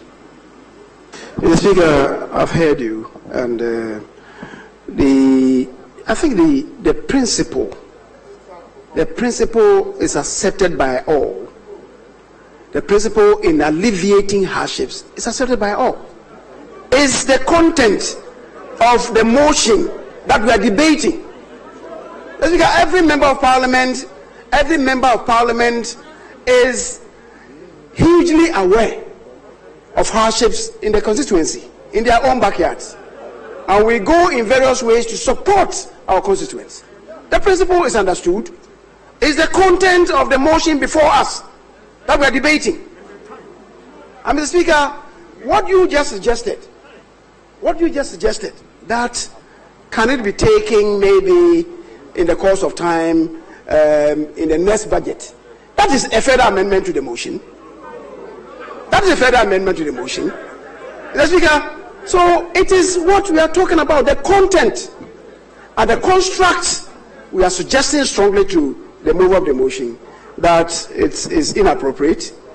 And Mr. Speaker, with that, I will end on the leg that Parliament should be careful on the content of this motion. Mr. Speaker, because it will be very difficult to negotiate and navigate if this matter should be tested about the constitutionality of what you are doing. But the principle we all do appreciate. Mr. Speaker, with that, I would beg to end my contribution. I thank you very much for the space granted.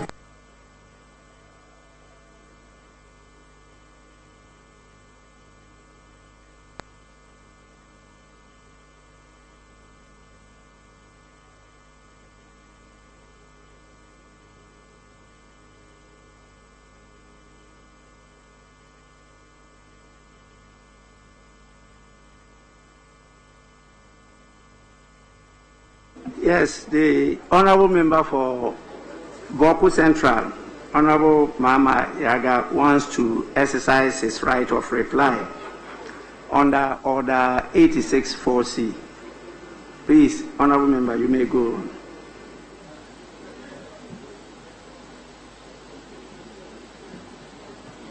Thank you very much, Mr. Speaker. Mr. Speaker, pursuant to my right to reply, permit me to respond briefly to a number of issues raised by opposite. The former Deputy Minister for Education, and now the nominee to the Ministry of Education, indicated that he has done some cross-checking, and for a place like Accra Technical University, about 70% of the students, UPSA, 70% of the students are reported to have paid. Mr. Speaker, I have an admission letter from the College of Humanities, Bachelor of Arts, University of Ghana. Paragraph 5 of the letter says that you are expected to confirm your acceptance of this offer and secure your place to the University of Ghana by paying a non-refundable commitment fee of 30% of the fees stated within 2 weeks from the date of issuance of this letter.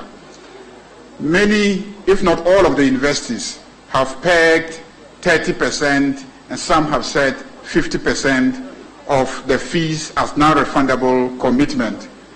So it is perfectly possible that they have gone to collect loans and pay the 30% to secure the admission for now, whilst they struggle and hope that their government or their country will intervene to support them. Honourable Member for Efutu. Yes. Mr. Speaker, with respect, you gave my colleague an opportunity to speak under a specific rule of this House. What he is doing is not a reply, but he is re-arguing the very matter, because, Mr. Speaker, the terms of his motion was backed by a lengthy argument submission in support. Some of the very issues that he is re-arguing have been responded to by colleagues who have the right to speak. So, Mr. Speaker, I am humbly inviting you to hold that he should restrict himself to the terms of that motion. The terms of the right given to him to reply. If he goes outside it, then, Mr. Speaker, it means that we are going to reset the argument in motion. With all due respect, Mr. Speaker, I so submit.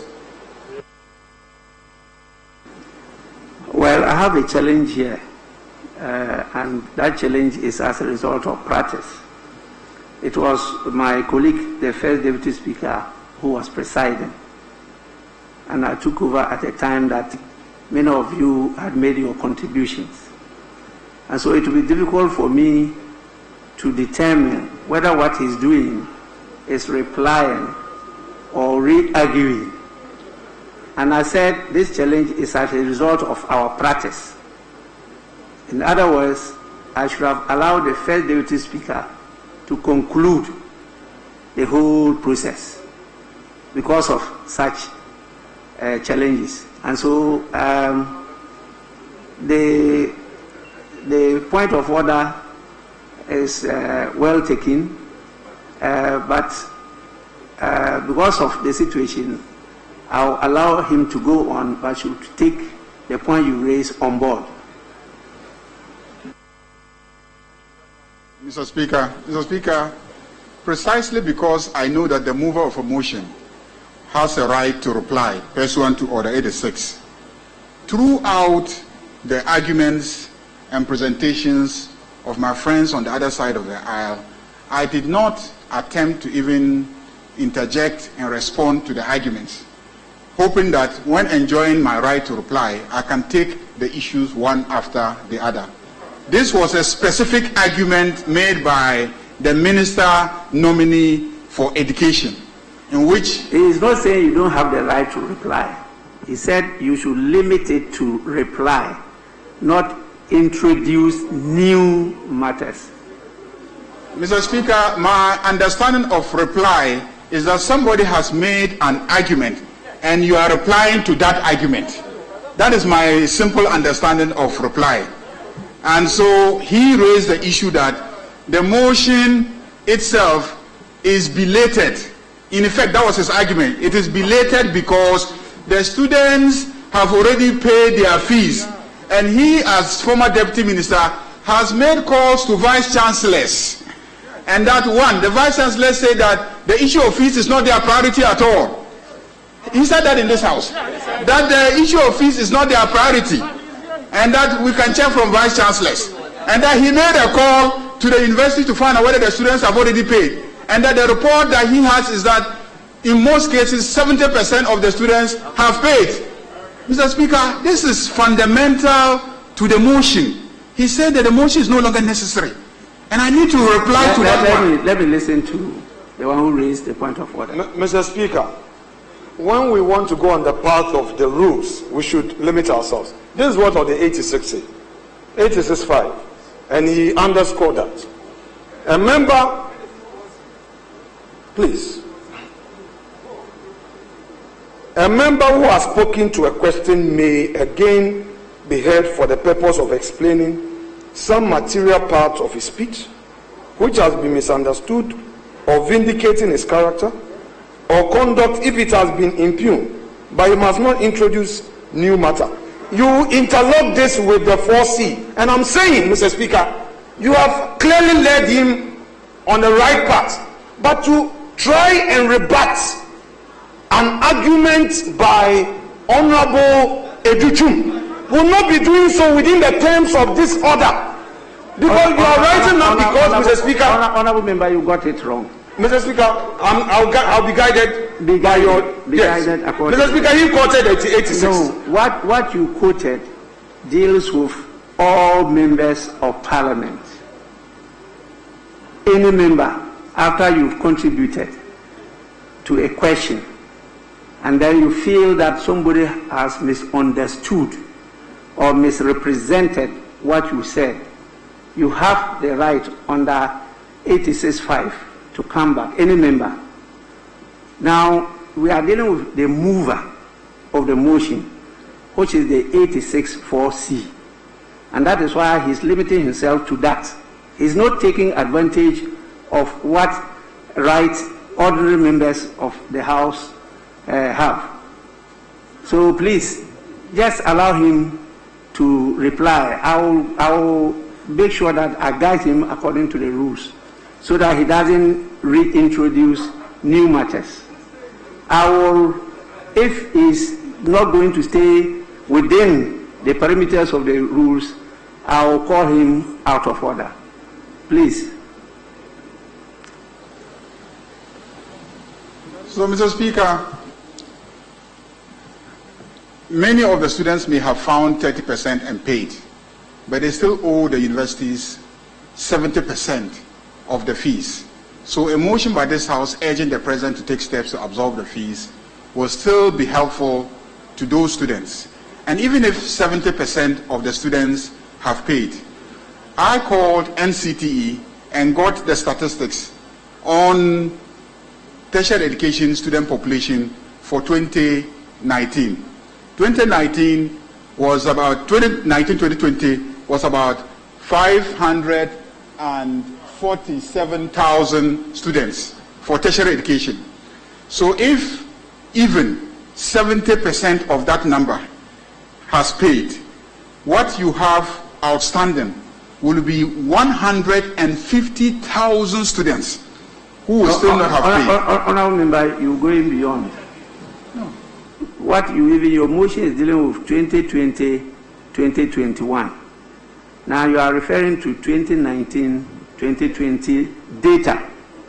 Yes. That might only serve as a guide. Yes. So let's talk about 2020, 2021. Yes. So my argument is that if you use the numbers to project, as we speak, because they all haven't finished paying, you cannot get the statistics of student population. But if you use last year's population conservatively, you can estimate that even if not using last year's, he's using this year. But let me listen to him. No, but you cannot rehash. You are replying. You are replying to exactly what he said.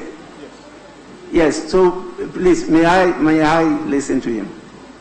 Mr. Speaker, I'm being misrepresented here. What I said was that 2 years ago, without COVID, 67% of the students who were admitted duly registered and attended the school. The year after, last year, without COVID, 63% duly registered and attended. Now this year, with COVID, 70% duly registered and attended. So the point I was making was that where is the crisis? And that was what I was saying. So I was not. Honorable member, if you say duly registered and attended, it has nothing to do with payment of fees, because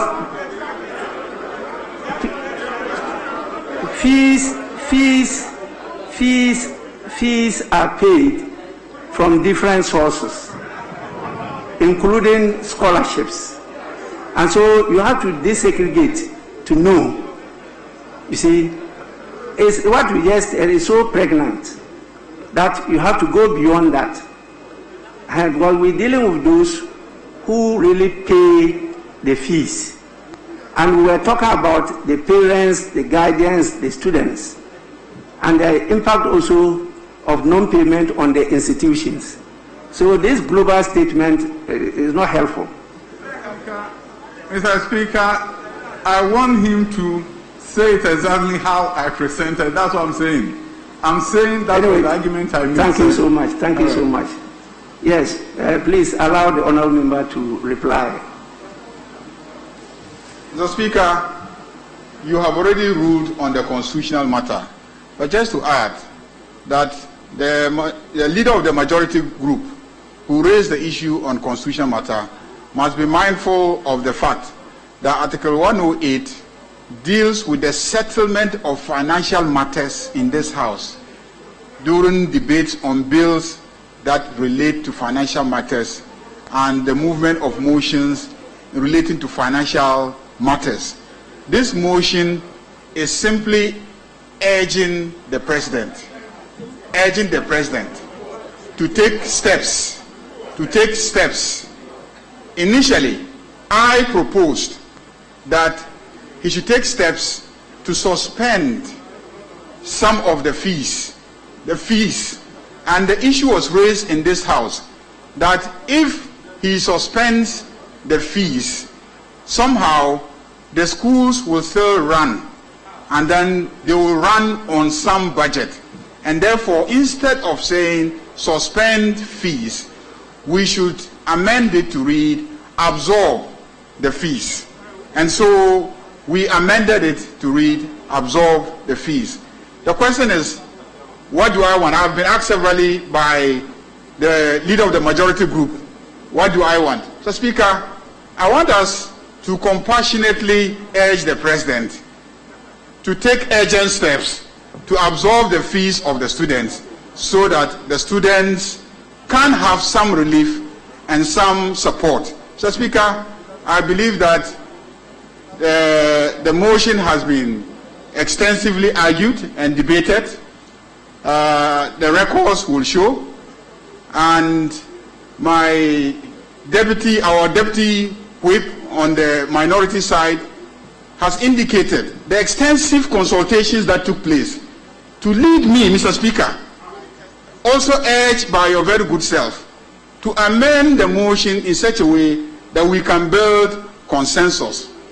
But then I see our friends on the other side again resorting to technicalities and etc.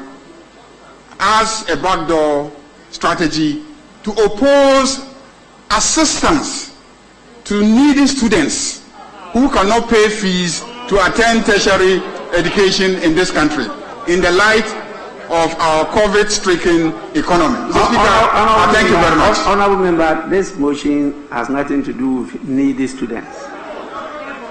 So please, it's talking about all tertiary students, not needy students. That is so. Yes. So it includes needy and then non-needy students. So all students, Mr. Speaker. All students, Mr. Speaker.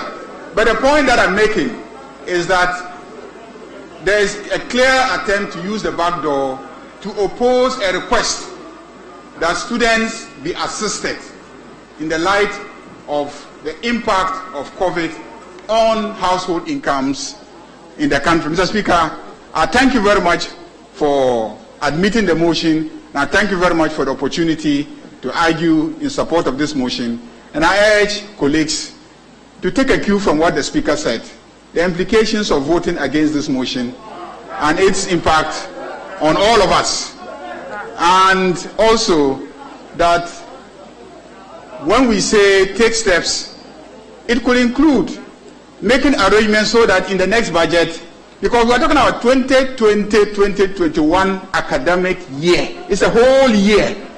And so the steps that the President is being requested to take definitely can include coming back to this House to ask us to provide support, and we could, in this House again, approve a budgetary allocation to support the students. Thank you very much, Mr. Speaker.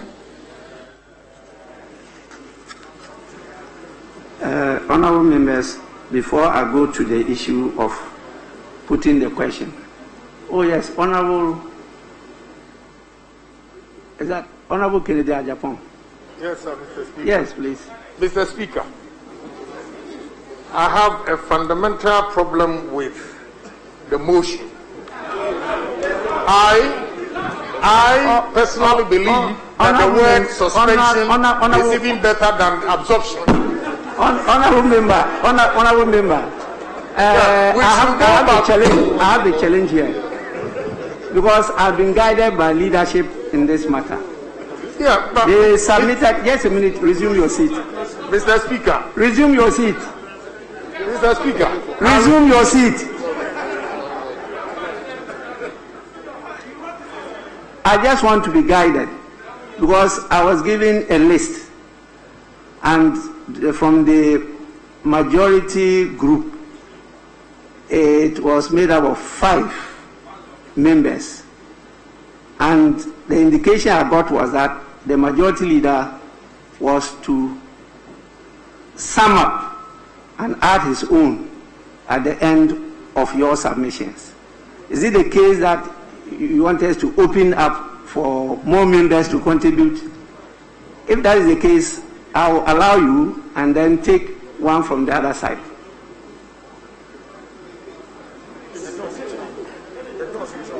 After the mover has replied, I can always open up the debate.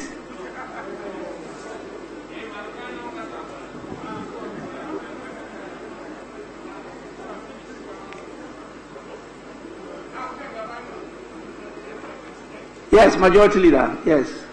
The Speaker, I was just indicating to my colleague that by the terms of any debate, once we do the winding up, the door is shut, and the Speaker then will have to put a question. So I'll just urging my colleague that you should stay within the confines of the conventions and practices in the House.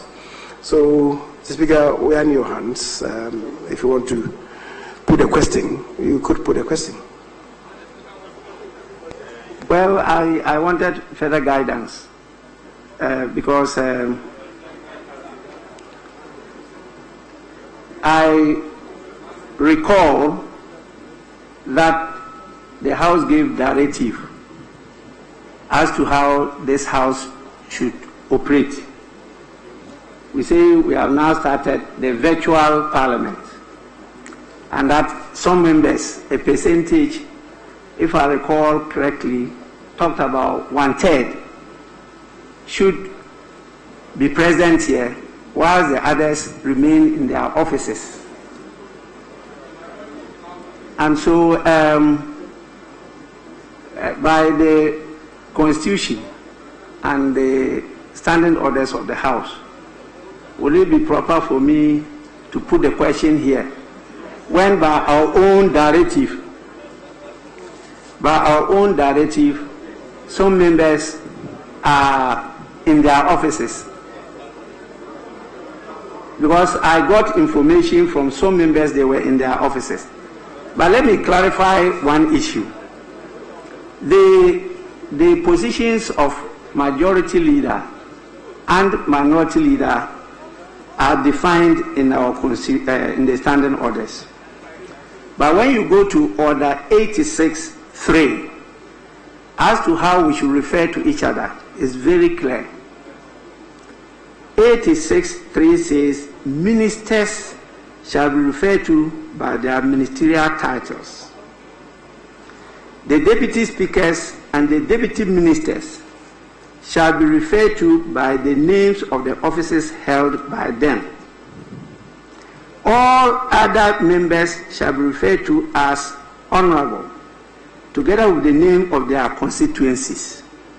That is, the honorable member for the added Swami, where an honorable member has already been so described in a speech.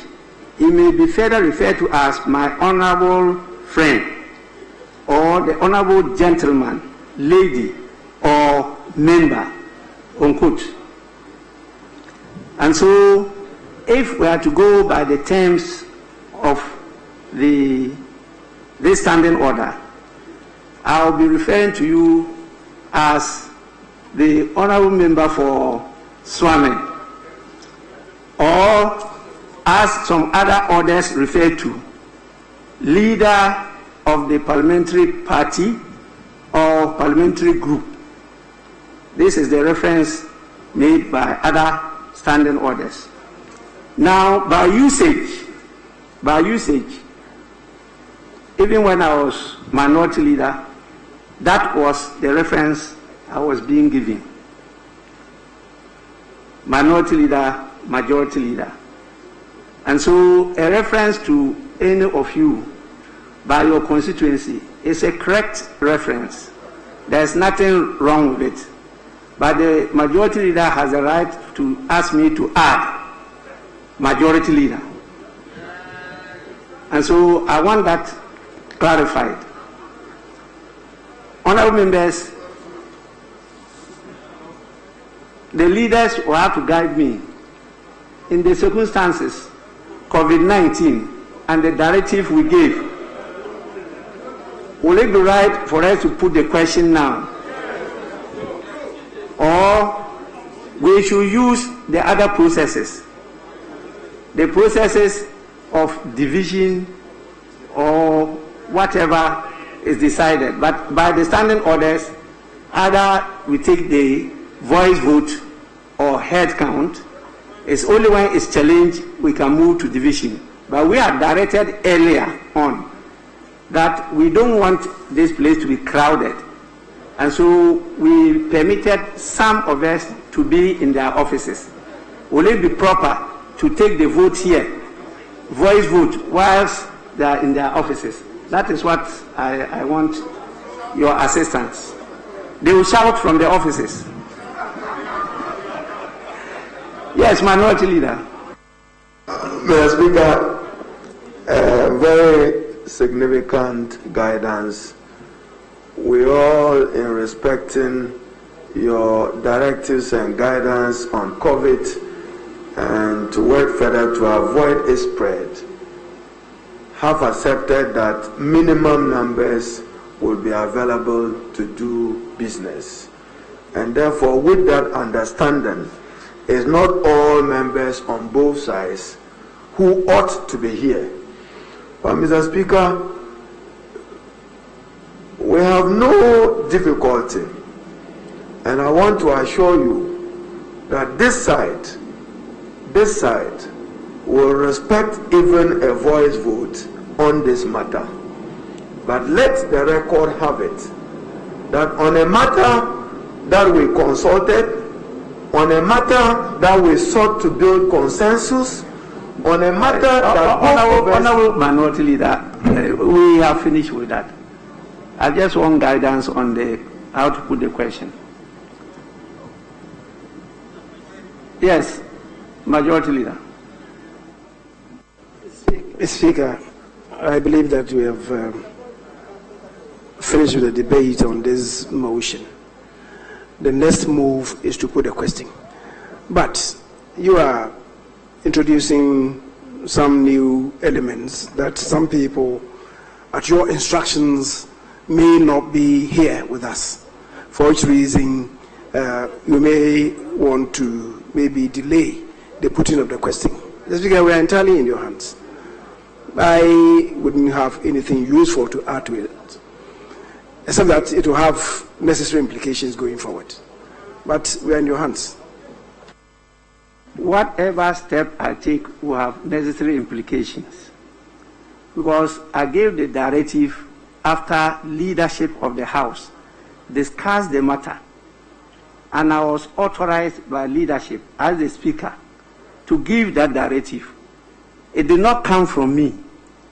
And so will it be fair for me not to hear the voices of those who are not present? That was the issue I raised.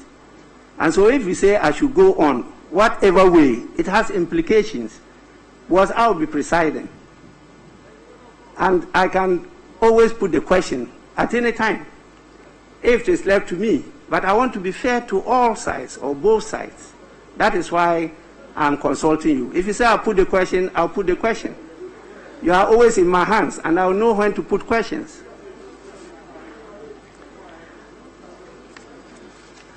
Honorable members, at the end. Speaker. Yes, Speaker, you are indicating once again that you want to be fair to everybody because of your initial statement in the House, which is why I said that in that case I have nothing useful to add. So, Mr. Speaker, it is the reason why again I emphasize that we are in your hands. That is depending on the instructions that you gave. I'm not insistent. If it is that it has to be the question may have to be put subsequently, I have nothing against it. If it is that real further consultations brokered by you should be done, Mr. Speaker, I have nothing against it. But I want us to be truthful to ourselves. Nobody should make any statement here to imply that some people have broken faith. It's most untrue. It is most untrue, and that is why I insisted. People should report accurately. People should report accurately. Honorable members, Mr. Speaker, but as I said, further to that, everything is in your hands. I have a discretion, and I'm guided by the provisions of the Constitution and our standing orders to be fair and candid. And that is why, first, usually I want to consult the leadership. And when I'm talking to the House or addressing the House, it's not just to the leadership, it's to all the members, and also for clarification and education of the public listening to us, so that at the end of the day, they are clear in their minds that nothing untoward has been done. I believe strongly that this is a very critical matter, and we need to get the views of those that could possibly attend to be part of this decision. And that is why I stated, I took the earlier position I just articulated. I would have preferred that we even go to division, where each member will write whether for or against, because politicians must be held accountable for their decisions. And that is entirely not in my hands, because the process is clear in the standing orders.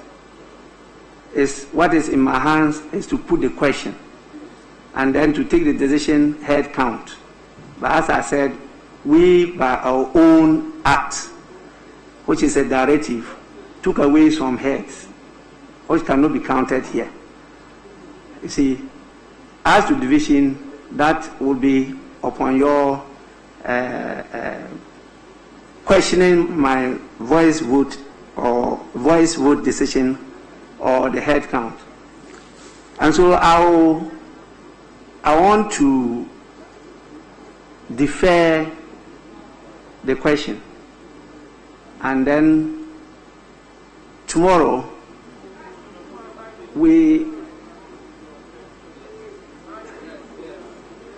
tomorrow is a sitting day.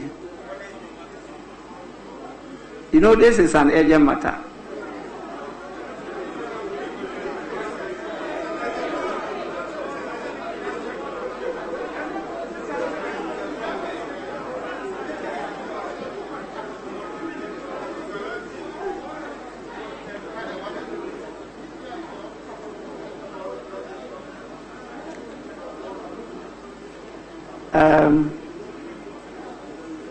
Is tomorrow acceptable to members?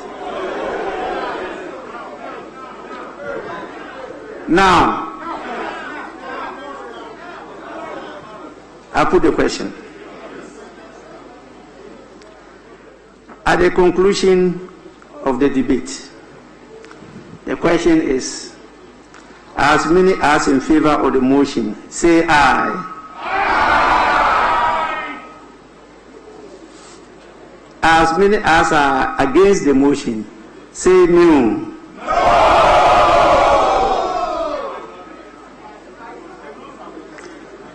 I think the noes have it.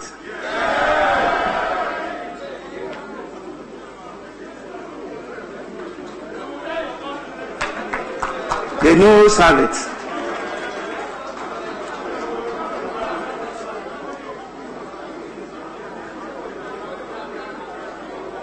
Honorable members, the motion is accordingly negated.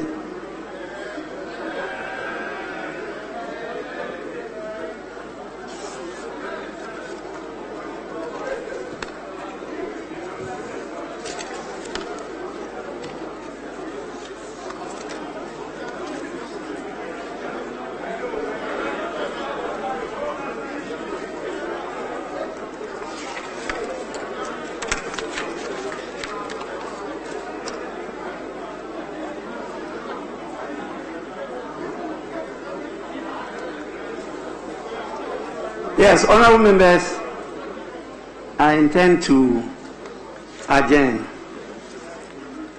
unless there is something more to be considered.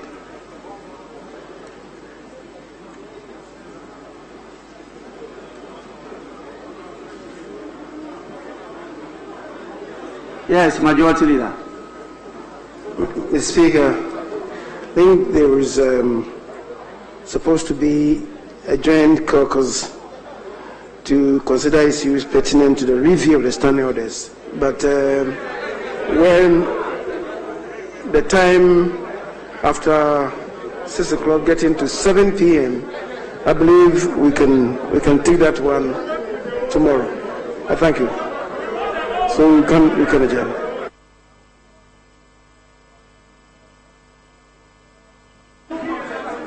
Honorable members, order.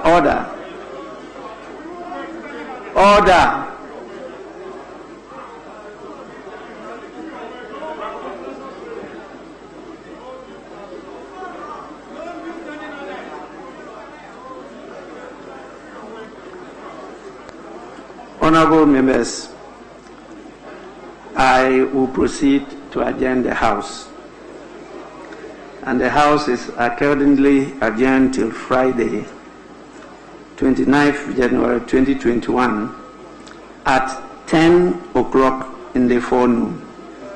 The House is adjourned.